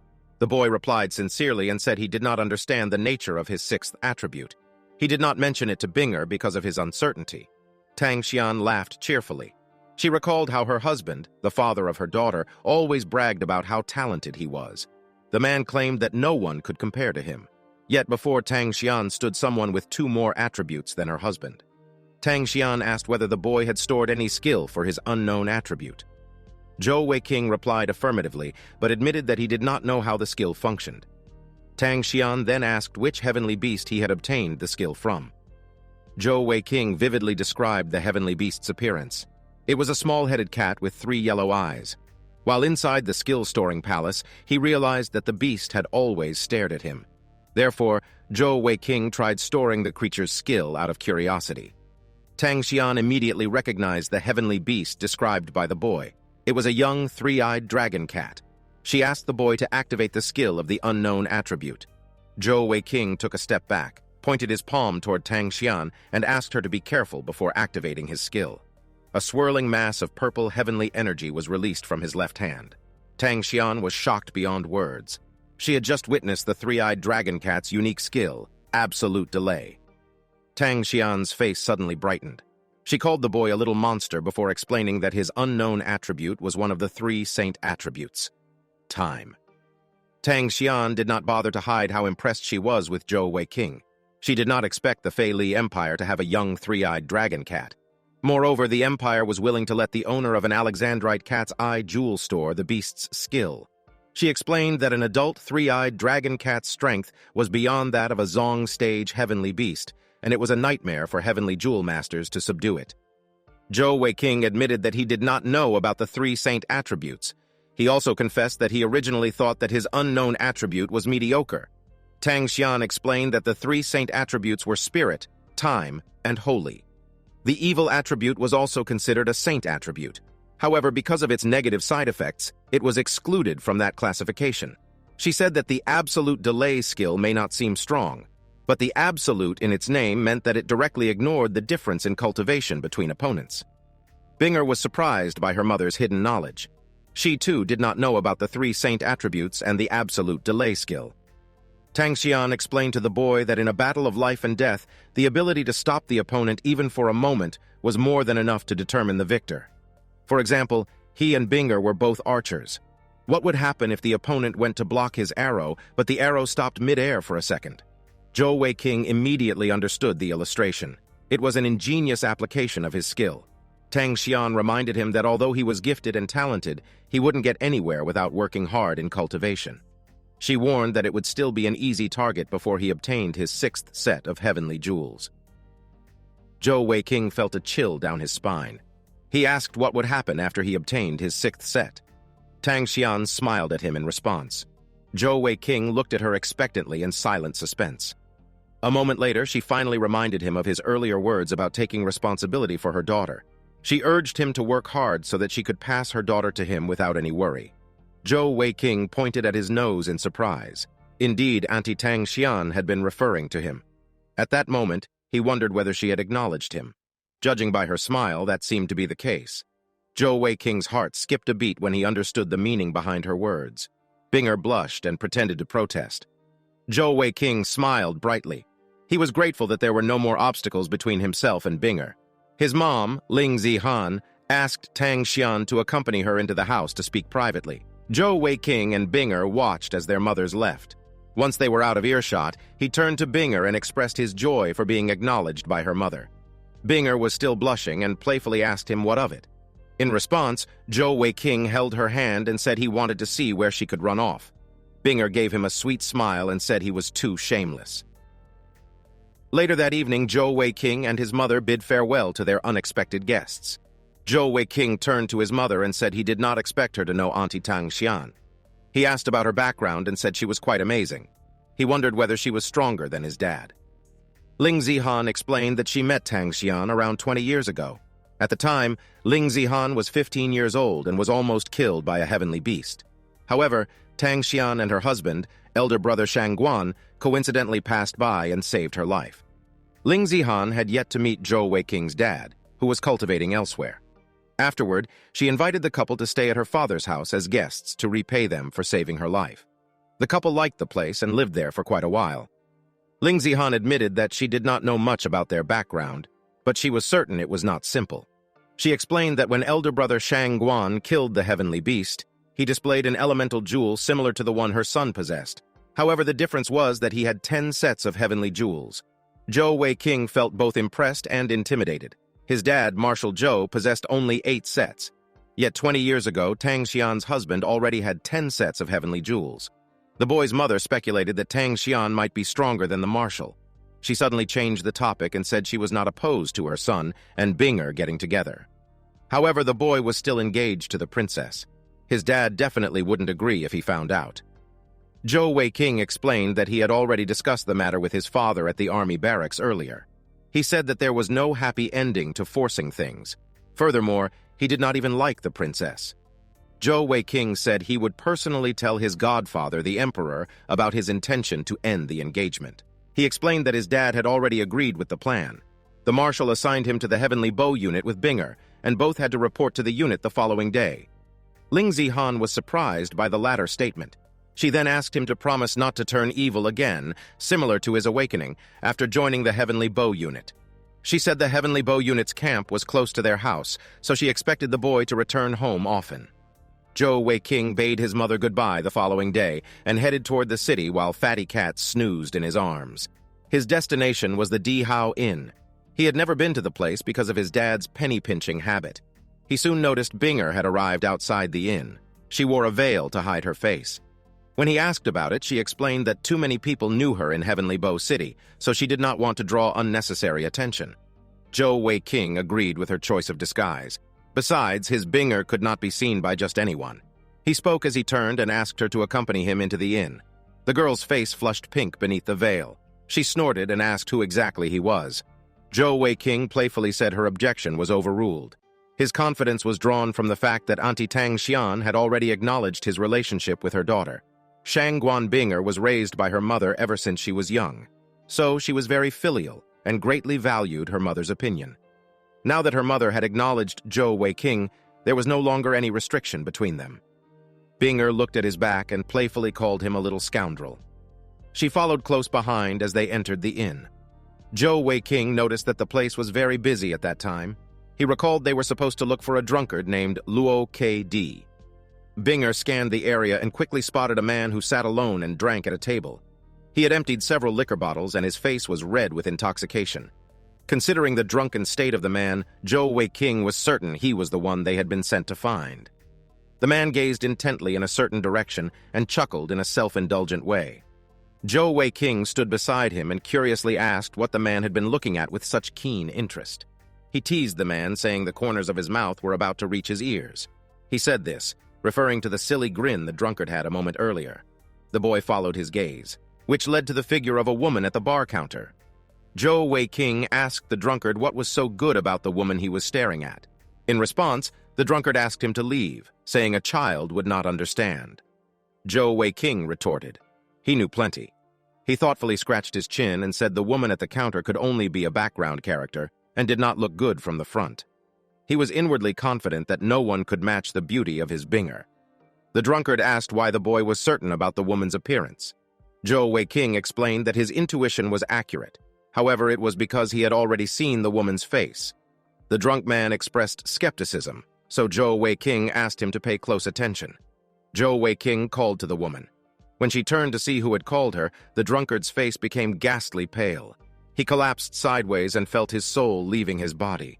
He weakly denied having called the woman when Zhou Weiqing pointed to him. The boy was getting a serious kick out of the situation.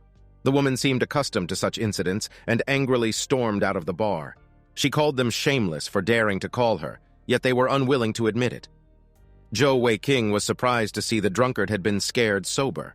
The man asked about Zhou Weiqing's identity and why the boy had been looking for him. Zhou Weiqing repeated the secret introduction that his dad had indicated in the letter. He said he was looking for the Liu from the unparalleled Liu duo. The man's eyes narrowed instantly. He said the situation wasn't right because the old marshal had only mentioned he would be meeting a girl at the inn. He wondered why a guy had shown up instead. Zhou Weiqing concluded that the drunk must be the man he sought, Senior Luo K.D.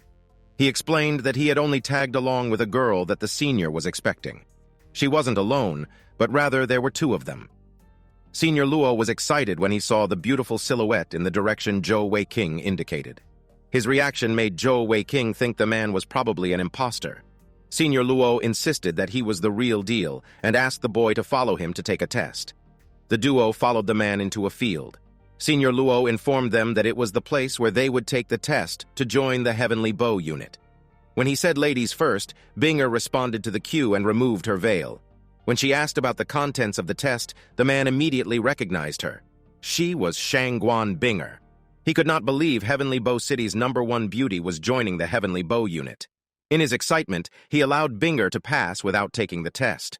Senior Luo said the marshal had only spoken about a normal girl, but he did not expect that it would be Shangguan Binger. The man shamelessly ogled her. He said it was the first time he was seeing her up close. He praised her, saying she deserved the title of #1 beauty. However, she was still too young and not mature enough. Zhou Weiqing protested and asked whether the senior's name meant thug, because the man acted as such. Senior Luo cleared his throat and said they should get back on track. He explained that Shangguan Binger was a heavenly jewel master, and her loyalty toward the Heavenly Bow Empire was common knowledge. That was why she was exempted from the test and could enter the Heavenly Bow unit directly. Zhou Weiqing looked at him with a scowl. This guy was all about that thug life, like a real gangsta. The boy was determined to prevent the man from getting close to Binger. He then asked Senior Luo about his situation. He too was a heavenly jewel master. Senior Luo casually said Zhou Weiqing had to take the test because he was not a beautiful lady. He immediately corrected himself and said that the only way he would know the boy's strength was through the test. He handed Zhou Weiqing a quiver full of arrows with missing heads for the sake of the test. He then began walking away and instructed that when he got to a distance of 300 meters, Zhou Weiqing should begin shooting arrows at him. The boy would pass the test if he could force Senior Luo to block the arrows even once. Zhou Weiqing thought the man was looking down on him. The set distance of 300 meters was nothing to him. Binger stood behind him and cautioned against underestimating his opponent. She reminded him there wasn't a weak person in the Heavenly Bow unit, and he ought to try his best to pass. Zhou Weiqing took her advice seriously. Soon, Senior Luo was at the set distance, 300 meters away, and signaled the boy to begin. Zhou Weiqing did not hesitate and immediately unleashed the Overlord bow. He aimed an arrow and quickly released it. Senior Luo keenly observed his actions from afar. He praised the excellent quality of the Overlord bow as the arrow flew toward him. He judged that the speed and accuracy of the shot were good. However, the boy's movement was exaggerated. With such flashy movement, enemies on the battlefield would have all the time to flee. Senior Luo easily dodged the arrow as he analyzed the boy's skill. Zhou Weiqing was surprised by how effortless the man made it look when he dodged the arrow. He decided to release 2 arrows simultaneously for his next shot. As the arrows flew, they appeared to be aiming for the same spot, but there was a slight difference between them. While one arrow aimed at the target, the other aimed at the spot he would likely dodge toward. He wanted to see how Luo KD would avoid the arrows this time. Senior Luo stood at the same spot and suddenly arched his back when the arrows were inches away from striking him. Zhou Weiqing was surprised by the technique the senior used to dodge. He wondered whether the man's physical jewel could be of the flexibility attribute. Senior Luo smirked at his effort.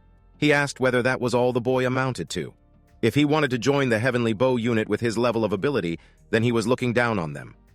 Luo KD gazed at him and said he had already used 3 arrows. He advised the boy to return home and train some more.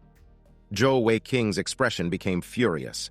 Since the man was mocking him, he was now forced to use his real strength. He would now let the senior get a taste of real power. Zhou Wei King released 5 arrows simultaneously. They flew swiftly toward their target.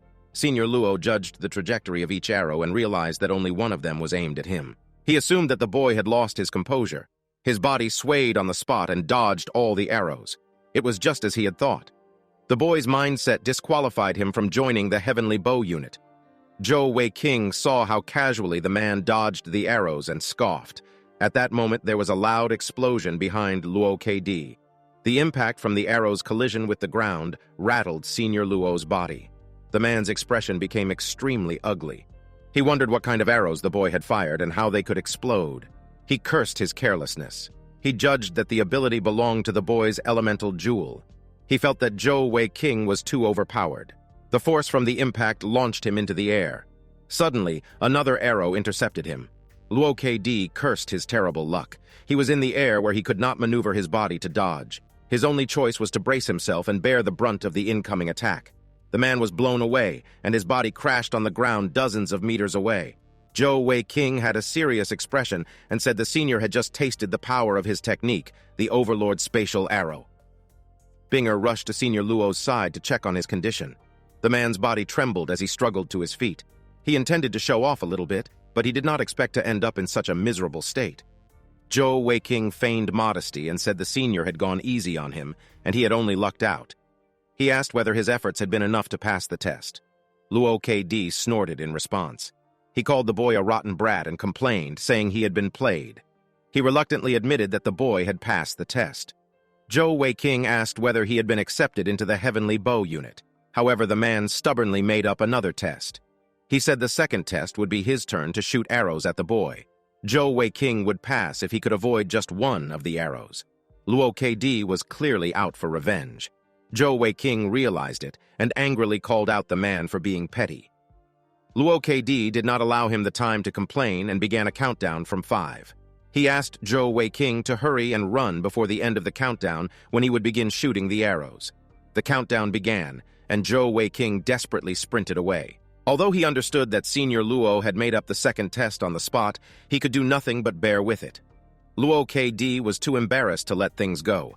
He made up the second test because it was the only way to relieve his anger, by shooting 10 arrows at that brat. Zhou Wei King turned back and wondered whether the senior had completed the countdown. The silence made him wonder if he had been tricked. He had barely completed the thought when he felt an arrow strike his behind.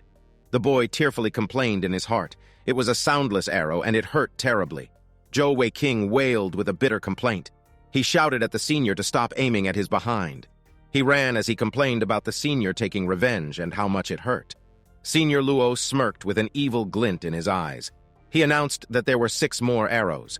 Binger was amazed by the senior's archery skill. He had not used soundless arrows. However, he produced a soundless effect when he shot the normal arrows. She wondered whether his skill represented the strength of the Heavenly Bow unit. Zhou Wei King, on the other hand, was running for his life. He was terrified by the senior's skills. The arrows fired at him were completely soundless. He realized he would have died long ago if that were a real battlefield. At that moment, he knew that he could no longer be passive in his efforts to dodge. When the next volley of arrows flew toward him, Zhou Wei King used his spatial skill, Blink, to instantly teleport himself away from the trajectory of the incoming arrows and effectively get out of harm's way. Senior Luo KD praised the boy's elemental jewel skill, but it was unfortunate that the boy had run into him. These were the man's thoughts as he released another arrow. This arrow was infused with heavenly energy. Binger immediately noticed the difference. The arrow flew much faster than any released before and drew an arc in the air to adjust its flight trajectory. The arrow flew with such precision that it even corrected the trajectory of the previous arrows. Zhou Wei King's back was struck and he crashed into the ground face first. Binger called him to check whether he was okay. She thought the senior's skills were godlike. That last arrow not only managed to adjust the trajectory of the 2 arrows before it, but all 3 arrows hit Zhou Wei King in the same spot. Senior Luo noticed her change in expression and asked whether Binger wanted to learn from him. If interested, She could become his student from that day onward. Zhou Weiqing struggled to his feet several dozen meters away as his body trembled uncontrollably. Senior Luo reminded him that there were only 3 arrows left. He would be denied entry into the Heavenly Bow unit if he couldn't avoid one. Zhou Weiqing gritted his teeth with frustration. The man wasn't all talk. He realized that he had to devise a way to get through the test because it would be too embarrassing for him to fail. He stood his ground and asked the senior to proceed. Senior Luo asked whether he had given up on resistance. He scoffed and said whatever the boy did would be useless, even if he tried the same teleportation trick. Luo KD released the 3 remaining arrows simultaneously. Zhou Weiqing stood his ground and faced the incoming arrows head-on. Senior Luo observed and wondered whether the boy had given up on dodging. Zhou Weiqing raised his right leg, and dark energy quickly gathered around it. Senior Luo watched in disbelief as the boy stomped the ground heavily. The impact from his right leg generated a miniature earthquake. The ground shattered and caved in at the point of impact. The rocks beneath the ground broke apart and raised their jagged edges. The pile of jagged rocks formed a wall that blocked all 3 incoming arrows. Zhou Weiqing smiled contentedly. His efforts had borne fruit. Senior Luo was speechless. He wondered about the nature of the boy's right leg because it had such incredible strength. Zhou Weiqing sighed in relief and announced that he had managed to avoid the 3 arrows. He asked the senior whether he had passed the test. The senior ignored his question and asked why he had such monstrous strength. Zhou Weiqing would not easily answer such a question. Senior Luo suggested that the boy make a deal with him. He would allow the boy to pass if he promised not to mention the details about the test in the future. Zhou Weiqing assured him that he would remain silent on the matter. Senior Luo happily informed him that he had passed the test. He then asked the duo to follow him to the Heavenly Bao unit's camp, deep inside the Heavenly Bao forest. Zhou Weiqing was surprised by this discovery. They soon arrived at a fenced clearing that had several buildings within. It was the Heavenly Bao unit's camp. Zhou Weiqing's face beamed with excitement, and Binger smiled faintly.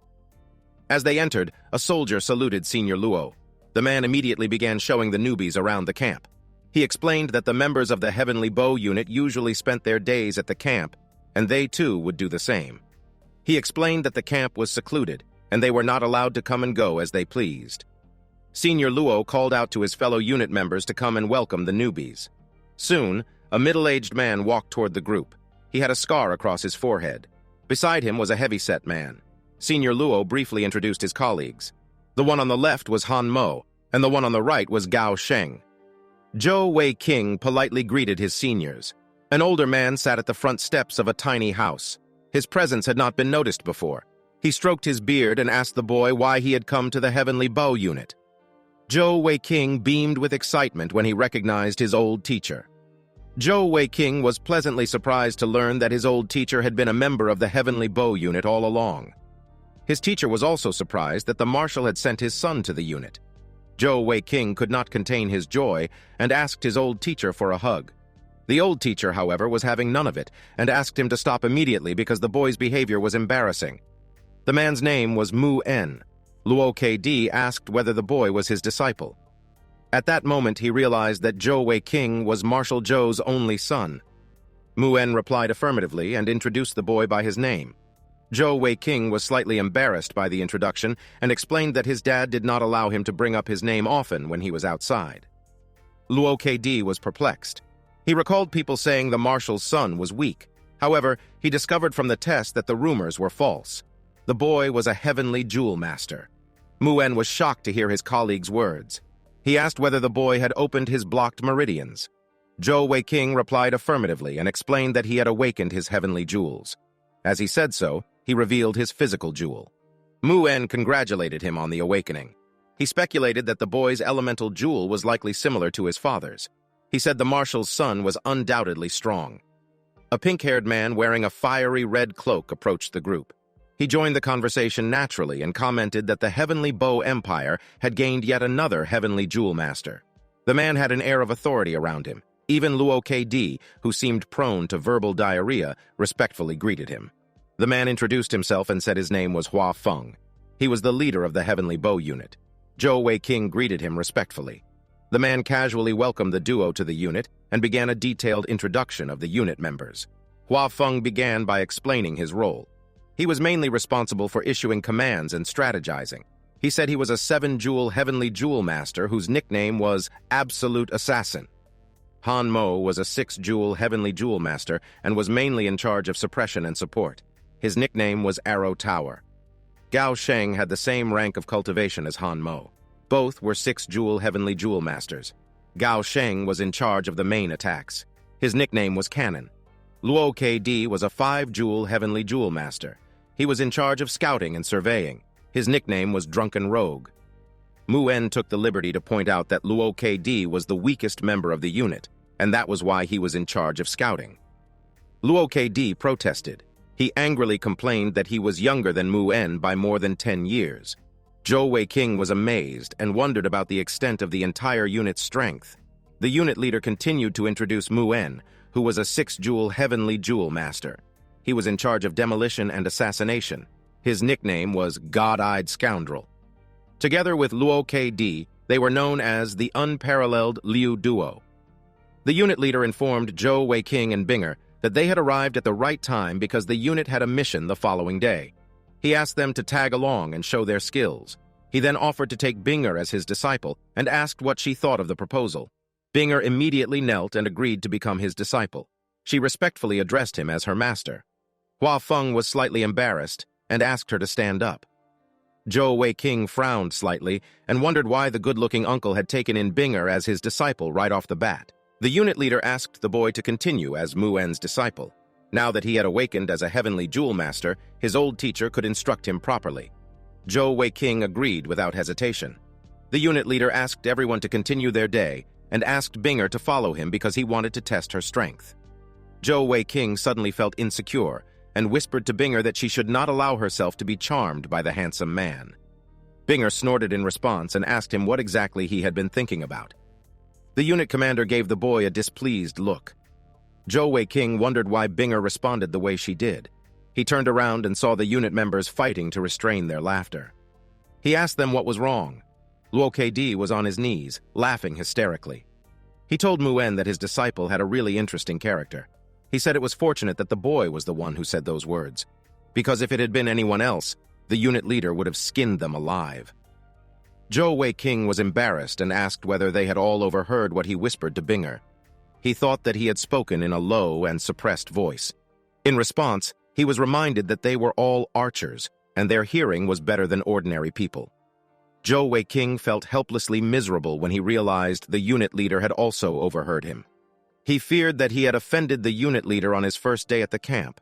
Luo KD encouraged him to relax, because the unit leader would not do anything to him. A moment later, Mu En asked the boy to follow him. He said they would live in the same house. On the way there, Mu En explained that there were 2 others besides Heavenly Bow unit members that the boy had just met. The 2 were absent from the camp because they were on a mission. He cautioned the boy to be guarded against those 2. Zhou Weiqing was curious and asked why. His teacher explained that of the 2, the one called Shui Chao was the only other woman in the unit, and she was a beauty. However, she had an explosive temper, so her nickname was Volcano. Mu En warned that the boy should be careful with them. Zhou Weiqing sighed as he followed his teacher.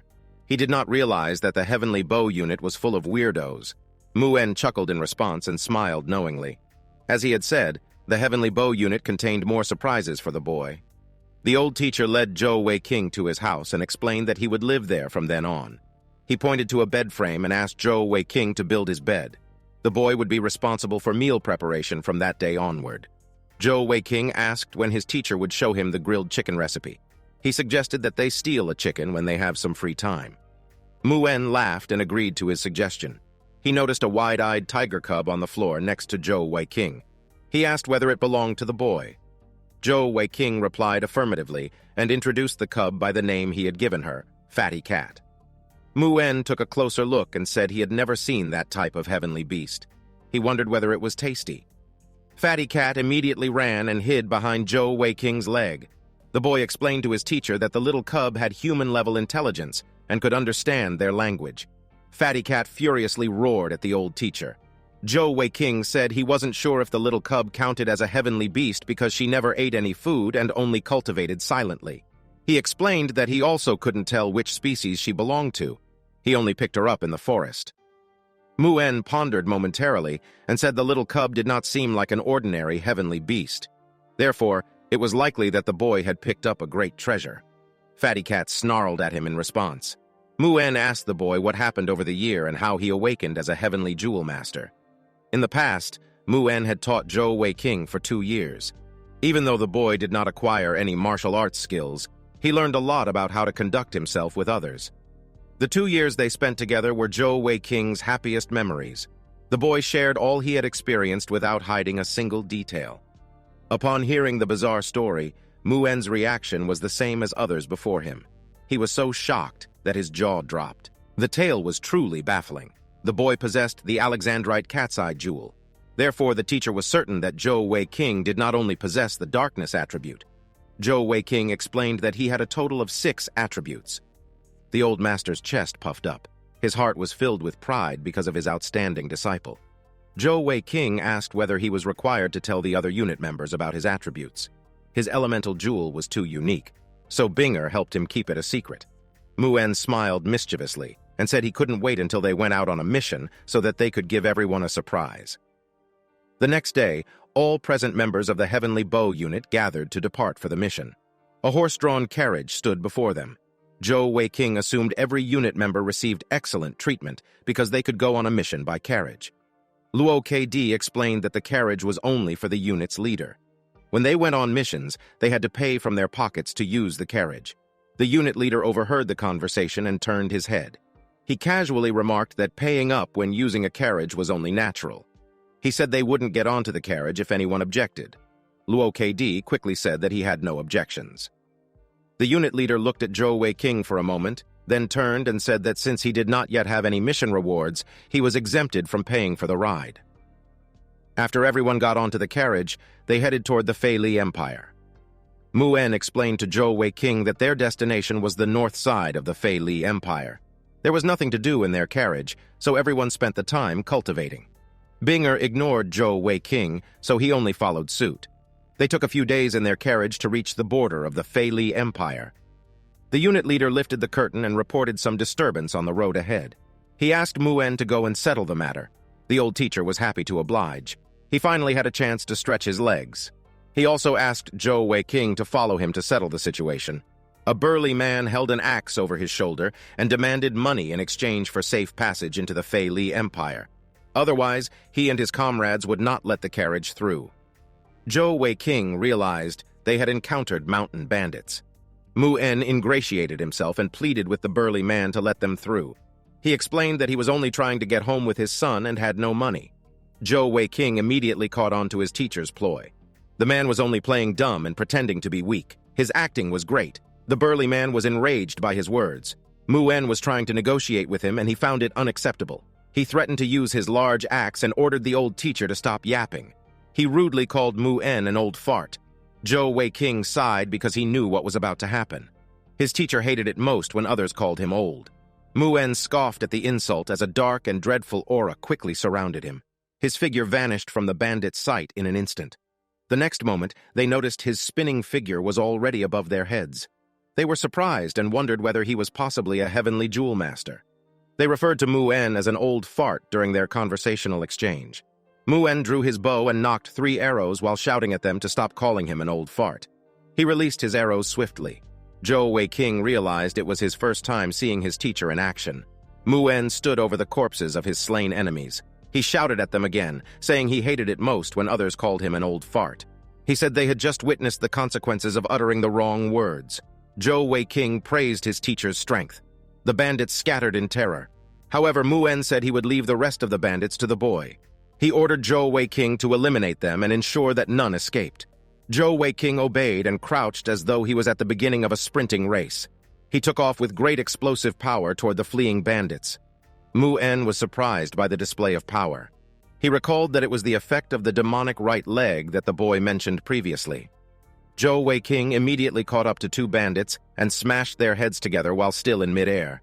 The bandits fled in a panic as Zhou Wei-King landed on the ground. He scoffed at their futile efforts and immediately released his touch of darkness. The dark tendrils crept along the ground at a frightening speed and restrained the movement of the bandits. Zhou Wei-King's teacher beside him remained silent for a moment. When the boy announced the completion of his task, Mu-En asked whether the skill he had just witnessed belonged to the darkness attribute, the touch of darkness. Zhou Weiqing validated his observation. The old teacher laughed and said he understood why the marshal sent the boy to join the Heavenly Bow unit. The marshal had only acquired the touch of darkness after he obtained his 8th set of heavenly jewels. Mu-En suspected the marshal no longer knew how to teach a little monster like Zhou Weiqing. Besides that, Mu-En said the mountain bandits had committed many evil deeds. He asked the boy to end all of them right there. Zhou Weiqing obeyed the order without hesitation. The Heavenly Bow unit located the hideout of the bandits. The unit leader commented on how poor the bandits were because they only had around 10,000 gold coins. He asked the team to keep the gold because it would be used as their carriage fees. Luo Kedi remarked that their leader was a greedy person. Hua Feng glanced at Zhou Weiqing and asked whether the boy was planning to go down the controlling path since he already possessed the touch of darkness in his first elemental jewel. Zhou Weiqing wondered what he meant by the controlling path. Luo Kedi was surprised by the boy's limited knowledge of the Jewel Master world. He wondered who the boy's teacher had been. The unit leader explained that the attributes of heavenly Jewel Masters were all different. Therefore, the path one could choose differed according to their innate heavenly jewel. For example, someone with a fire attribute would likely choose a skill that does area damage. Wind-attributed Jewel Masters usually chose skills that increased their agility. They also chose the path of speedy attacks. The touch of darkness that the boy chose fell under the category of control. Marshal Zhou also chose the same skill.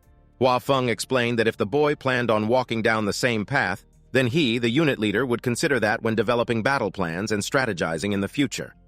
Zhou Weiqing understood the man's words. He said, however, that although he had chosen the touch of darkness skill, he didn't plan on walking that path alone. When the unit leader asked what he meant, Zhou Weiqing glanced at his teacher. Mu-En assured him that everyone present could be trusted. However, he asked the boy to slow down so that he wouldn't shock them too much. Luo Kedi scoffed at the words and wondered whether the boy could shock them. He claimed that Mu-En was bluffing again. He arrogantly asked what there was that he hadn't seen before. Zhou Weiqing explained that although his darkness attribute had stored the touch of darkness skill, his elemental jewel contained other attributes. He then revealed that he possessed an Alexandrite cat's eye jewel, which had 6 attributes. Everyone present was dumbstruck. Binger sighed because she had anticipated that exact reaction from the group. There was an instant clamor among the members of the Heavenly Bow unit. They expressed a mixture of admiration and envy. They called him a little monster and wondered who said the marshal's son was trash. The unit leader asked about the 6 attributes and whether they could store skills. Zhou Weiqing openly mentioned all the attributes he possessed and said all the attributes could store skills. The leader continued to ask about the specific skills the boy had stored, and Zhou Weiqing revealed all of them. Later, when they resumed their journey, Zhou Weiqing was forced to run behind the carriage. He pleaded with them to wait for him and complained that the spontaneous training imposed on him was not the kind of development he imagined. He accused his teammates of jealousy and complained that he was still a child. He called his teacher. However, Mu-En also admitted to being slightly envious of the boy. Everyone except Binger gave Zhou Weiqing a difficult time because of their envy. They all realized how insane the boy's luck was because he managed to store all his skills from Zong Stage Heavenly Beasts. Zhou Weiqing helplessly pleaded for them to wait. However, they only wished him luck and said it was how his seniors showed their love for him. They argued that sitting in the carriage only wasted his talents. Over the following 20 days, the group passed through the Fei Li Empire. It was a strange sight as they passed by the edges of the towns. There was always one guy running crazily after a carriage. They eventually arrived at their destination. Zhou Weiqing asked what they had come to do. The unit leader explained their mission was to hunt and kill a Zong Stage Heavenly Beast, the Ice Soul Heavenly Bear. Fatty Cat happily perched on Zhou Weiqing's head as they moved through the forest. When the boy inquired about the mission, his teacher explained that the heavenly core, pelt, paws, and gall of the heavenly beast they were hunting were very valuable. Their client specifically asked for those items. Zhou Weiqing asked what the heavenly core was. His teacher, Mu-En, explained that it formed only inside the bodies of Zong Stage Heavenly Beasts and above. As long as the heavenly core was given to a heavenly jewel master of the same attribute, it could greatly increase their cultivation speed. They could also speed up their innate jewels splitting process. He explained that the boy's overlord bow could not only embed elemental jewels, but it could also hold a heavenly core of the same attribute. If a strong heavenly core were added to the Overlord bow, its strength would greatly increase. Zhou Weiqing excitedly said they should go and acquire a few heavenly cores. His teacher, however, asked him whether he thought they grew like wild herbs. Mu En said it was not an easy task to acquire them. Only Zong stage heavenly beasts and above could have them in their bodies. He explained that even Marshal Zhou could not challenge an Ice Soul heavenly bear alone. Mu En explained that if the unit ran into two such beasts simultaneously, the only thing they could do was escape. The group entered the forest and quietly searched for the beasts' tracks. For safety, they moved along at a slow speed. After 2 days of searching, they had not yet found the Ice Soul heavenly bear's tracks. The one who had it the hardest was Luo KD, who was in charge of scouting. He continuously shuttled back and forth through the forest and reported back to the group each time. Eventually, he discovered the tracks he was looking for. He reported to the unit leader that he found the heavenly beast 4 kilometers toward the north, and it was alone. The unit leader, Hua Feng, asked whether the scout had searched the surroundings to confirm that the beast was alone. Luo KD replied affirmatively. He said there was only one beast in the surrounding area with a radius of 5 kilometers. However, the beast seemed to be looking for something. Hua Feng promptly decided that the unit would take action immediately. He quickly assigned each team member their tasks. He assigned Mu En the task of landing hits on the beast as quickly as possible, and then everyone would back off for some distance. Zhou Weiqing was concerned for his teacher's safety. He wondered whether the man would be all right charging in on his own because he had such a small build. The unit leader finally instructed Zhou Weiqing and Binger to hide far away. He forbade them from joining in the battle. Hua Feng said the boy and Binger would be responsible for reinforcement and retreat. Everyone moved into position immediately after receiving their assignments.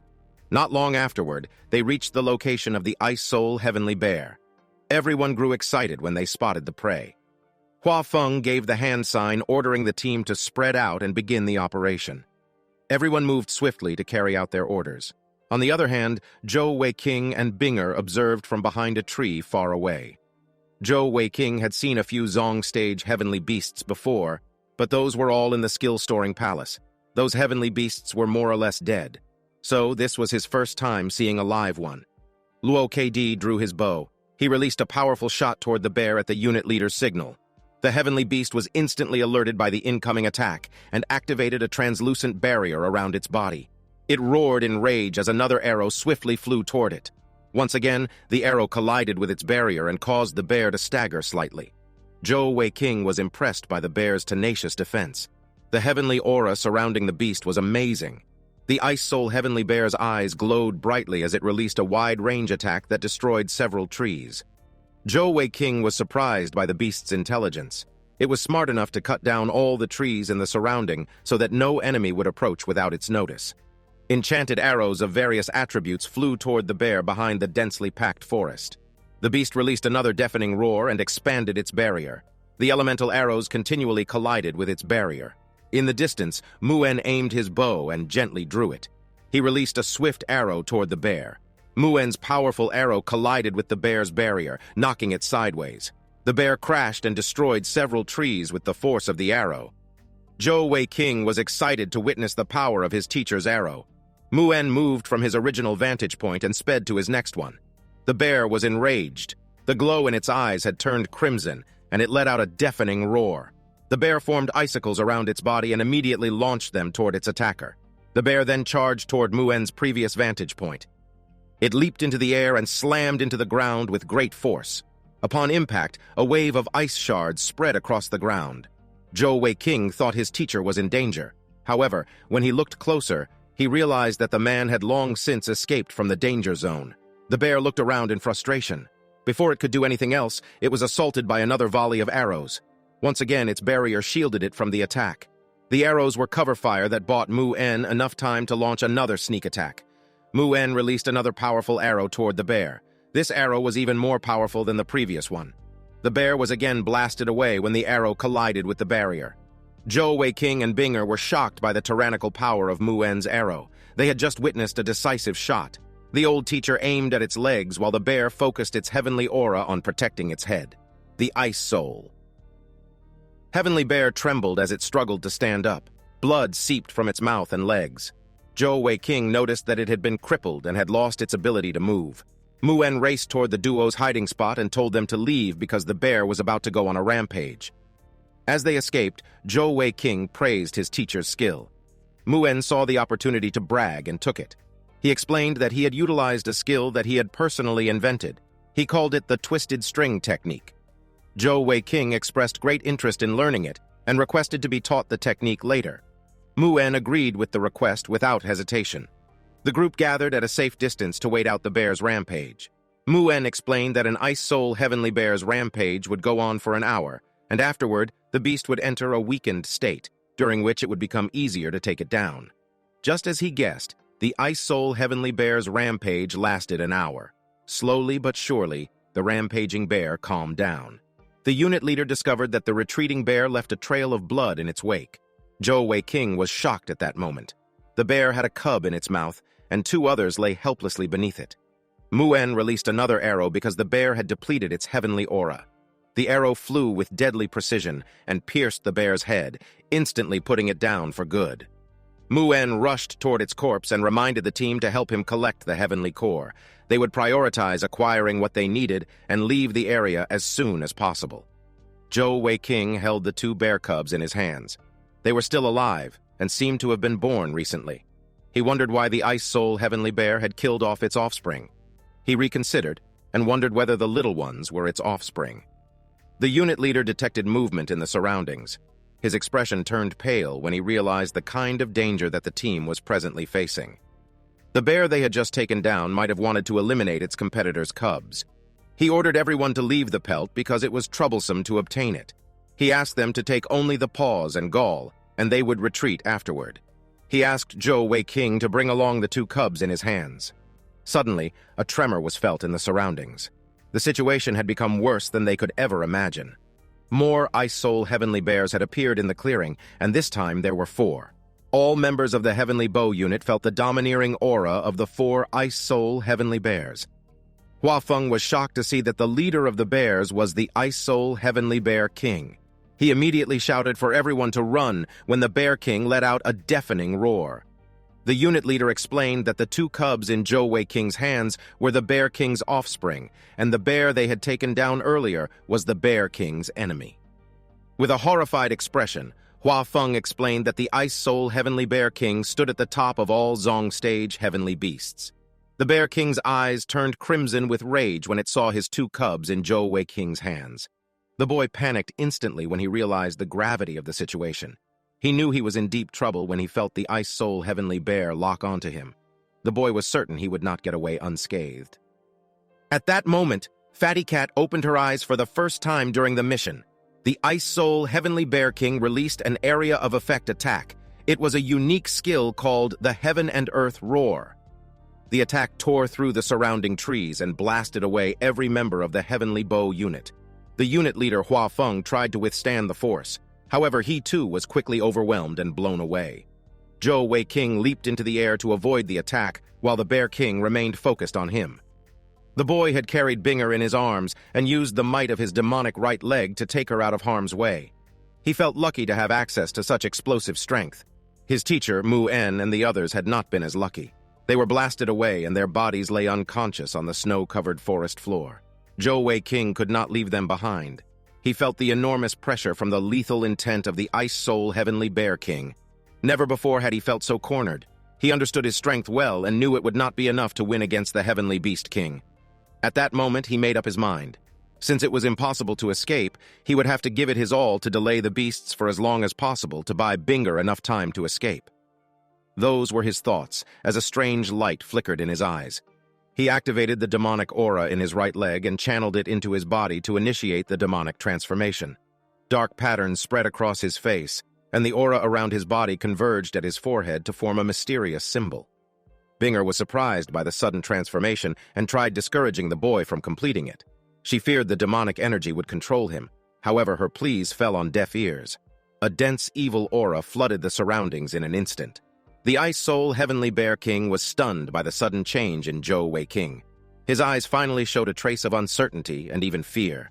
Fatty Cat stood on Zhou Weiking's head and observed the swirling mass of dark, heavenly energy released by the boy. She rapidly devoured it and partially undid Zhou Weiking's transformation. The little cub burped contentedly and hopped from the boy's head. Binger was shocked to witness the bizarre situation. The little cub landed on the ground and stood between Zhou Wei King and the Ice Soul Heavenly Bear King. She roared as a swirling dark aura fluctuation and surrounded her body. The dense aura rose above her body as she transformed. A moment later, Fatty Cat's small, cute figure was replaced by a large, majestic white tiger. Fatty Cat had transformed, and her body was currently several times larger than her normal frame. Her eyes radiated with power, while the dense dark aura continually surged around her body. The Ice Soul Bear King was terrified at the sight and subconsciously took a step back. Fatty Cat glared at the Bear King. Her gaze was so intimidating that the Bear King started whimpering. Binger used the opportunity to try and reach out to Zhou Wei King. She wanted to know if the boy could hear her voice. She pleaded with him not to let the demonic energy control his mind. She simultaneously looked at Fatty Cat, whose size had increased after absorbing much of Zhou Wei King's demonic aura. It was clear that Fatty Cat was strong. Binger wondered what kind of heavenly beast the little cub was, because she managed to scare the 4 Ice Soul Heavenly Bears into submission. At that moment, Fatty Cat let out a spine-chilling roar that suppressed the wills of the bears and prevented them from moving. Their leader, the Bear King, slowly approached Fatty Cat. Binger realized that the two beasts seemed to be communicating. Fatty Cat roared once more. In response, the Bear King prostrated himself before her together with the 3 other Ice Soul Heavenly Bears. Binger was perplexed. She had witnessed a truly bizarre sight. The Ice Soul Heavenly Bear King was nothing before Fatty Cat. Heavenly Bears prostrated themselves while their king whimpered. They all trembled in fear. Fatty Cat's expression had relaxed, and she seemed to discuss something with the Bear King. She turned and looked at the bear cubs on the ground behind her. Fatty Cat walked to the cubs and returned them to the Bear King as Binger watched. She snarled at the Bear King again, and the Beast King seemed to tell her something in response. She turned when she felt the evil aura around Zhou Wei King erupting violently. Fatty Cat swiftly pinned the boy to the ground as Binger helplessly called to him. She did not know what Fatty Cat intended to do. Zhou Wei King roared in his transformed state as he struggled against Fatty Cat's restraint. Suddenly, Fatty Cat's eyes glowed brightly. A beam of white radiance shot from her eyes into Zhou Wei King's eyes. Binger watched as the white radiance faded from the boy's eyes, and he gradually returned to his senses. His transformation had been deactivated. Zhou Wei King was surprised to see Fatty Cat standing above him in her enlarged form. He instinctively asked what sort of heavenly beast she was. He also asked the whereabouts of the Ice Soul Heavenly Bear King. Binger asked whether he was all right before explaining that Fatty Cat had saved their lives. Zhou Wei King stared at the beast before him and wondered whether it was the same Fatty Cat he knew. He asked how she had become so big. Suddenly, the Ice Soul Heavenly Bear King appeared behind Fatty Cat. The color drained from Zhou Wei King's face when he saw the terrifying figure. As scared as he was, he instinctively stayed still and did not move an inch. He gazed at the Bear King intently and noticed it had the 2 cubs in its mouth. The Bear King nodded slightly to Fatty Cat and gently set down his cubs. He prostrated himself once more. Zhou Wei King regained his wits when he saw the same bizarre scene that Binger had previously witnessed.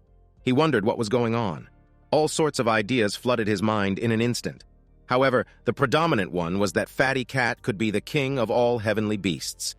Even the Ice Soul Heavenly Bear King obediently knelt before her. He suddenly felt awkward when he realized he had been bullying someone as great as Fatty Cat. He knew he would be done for if she ever decided to take revenge on him. The Bear King seemed to say something to Fatty Cat before leaving his cubs behind and departing with the rest of the Ice Soul Heavenly Bears. Zhou Wei King was even more speechless. He couldn't believe that the Bear King could leave so casually. Moreover, he left behind his cubs. Fatty Cat picked up the bear cubs and tossed them into Zhou Wei King's arms. The boy asked whether the cubs were Fatty Cat's gift to him. He wondered why the Ice Soul Heavenly Bear King willingly gave up his cubs. Naturally, Fatty Cat did not reply. She only glanced at Zhou Wei King for a moment before leaping toward him. The boy panicked and wondered what she was doing. He reminded her he was her master and asked whether she was taking revenge on him so soon. When Fatty Cat was only a few feet from him, her body suddenly shrunk to normal size. Compared to her transformed state, she looked like a kitten in her normal form. Zhou Wei King could barely process what his eyes had just seen.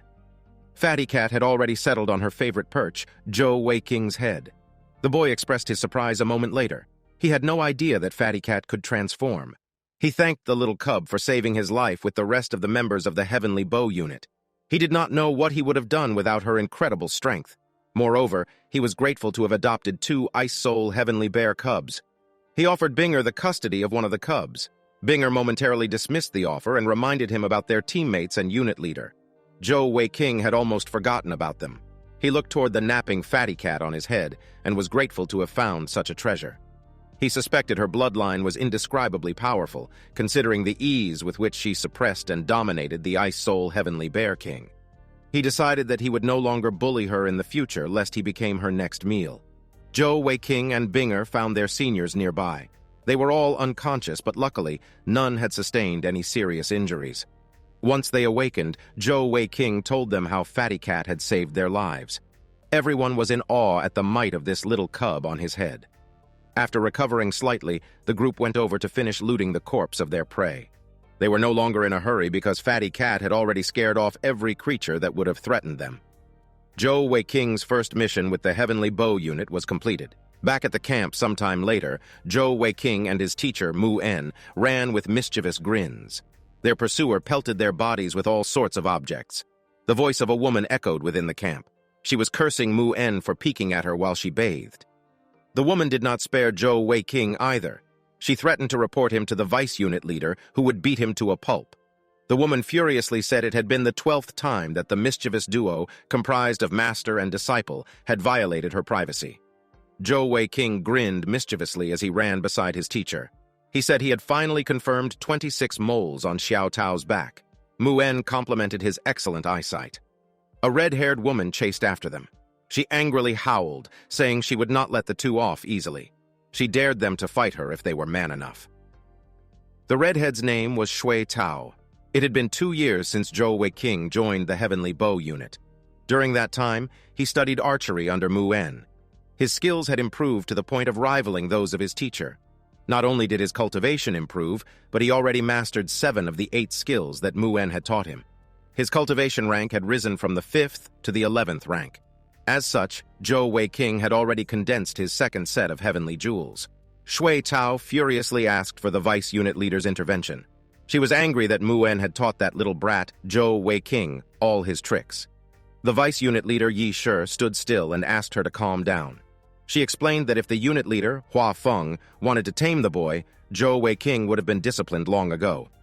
However, the boy was the only son of Marshal Zhou, whom Hua Feng idolized. The mischievous duo had even dared to spy on the vice unit leader as she bathed. As Zhou Weiqing fled, Hua Feng intercepted him and asked him to stop for a second. As usual, he knew the boy had not been up to any good. The man smiled faintly at him. He then said the camp had become much livelier since Zhou Weiqing arrived. The boy tried excusing himself, saying his teacher had shown him how to train his eyesight.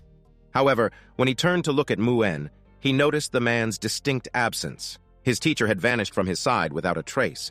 Zhou Weiqing cursed his teacher for bailing on him. The unit leader sighed in response. Binger appeared and asked which eyes the boy had been training and how he dared to peek at others as they showered. In the 2 years, Binger had become even more beautiful. Zhou Weiqing was happy to see her and asked how her training had fared. In response, Binger pulled his ear and asked him not to change the subject. She also asked him to apologize to Sister Xiao Chao. The unit leader sighed before saying, "A few fallen drops and suddenly it's raining." Binger had also been training zealously for the past 2 years. She had already reached the 12th heavenly energy stage and condensed her 3rd set of heavenly jewels. She dragged Zhou Weiqing toward the 2 women and made him apologize for peeking at them in the bath. Zhou Weiqing pleaded for their forgiveness. Xiao Tao chuckled and asked Binger to discipline the boy from then onward and not allow him to devolve into bad habits.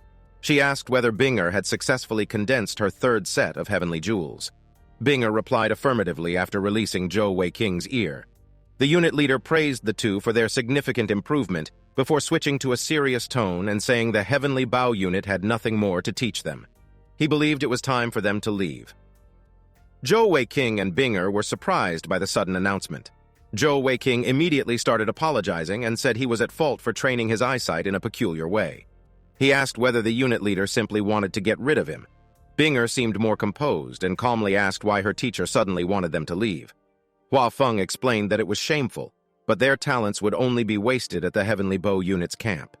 He asked them to pack their belongings because they would depart the following day. Binger called to her master with teary eyes. The man asked her to walk with him for a while to ask her something. Zhou Weiqing was still in a daze. Xiao Tao quietly asked why the unit leader suddenly expelled Zhou Weiqing and Binger. Yi Shi chuckled and asked why her friend wanted the brat to stay after learning he would leave. Yi Shi explained that it must have been the unit leader's plan. Hua Feng planned for the two juniors to go out and see the world instead of staying at the camp. She suspected that the arrangement was made because of Marshal Zhou. Yi Shi placed a hand on Zhou Weiqing's shoulder and said the marshal was waiting for the boy to replace him. Zhou Weiqing looked at her and nodded slightly. The evening passed by swiftly, and the morning of their departure had arrived. The unit's leader, Hua Feng, said regrettably that there would be no farewell party. He said Zhou Weiqing and Binger had learned a lot in the past 2 years at the camp, and he hoped that in the future, no matter how famous they became, they would always remember the Heavenly Bow unit. Binger had teary eyes as she asked her teacher not to worry and that their homeland had taught them everything they knew. She promised not to disappoint the man. Zhou Weiqing had a trace of sadness in his eyes. He thanked the unit leader for all he had learned. Hua Feng said they had done well and wished them both a bright future on behalf of the Heavenly Bow unit. Mu En stepped forward and said the boy would no longer be his disciple if he lost money out there. Zhou Weiqing sighed and said there was no honor in being the man's disciple. Mu En chuckled and said he had many good traits and there was no need for the boy to be polite. Mu En suddenly felt a pair of arms around his shoulders. Zhou Weiqing was sad to part with his teacher. His eyes teared up as he expressed unwillingness to leave. Each member of the Heavenly Bow unit sighed. They too were unwilling to watch the duo leave. Yi Shi broke down and began sobbing. Mu En admitted that he was unwilling to see the boy leave. Zhou Weiqing's eyes twinkled, and he smiled brightly in response. He said that since his master was unwilling to part ways, it would be rude of him to leave. Every member of the Heavenly Bow unit had grown accustomed to his antics. They all pointed their fingers at him and gave him a loud hell no. Zhou Weiqing tried to argue, saying that his master wanted him to stay. However, Mu En told him to leave immediately. Zhou Weiqing reluctantly left the Heavenly Bow unit's camp after being unanimously removed by everyone. 20,000 likes and 5,000 new subscribers to start working on the next parts. The whopping 4-hour-long series is coming up in 3 days after uploading this video.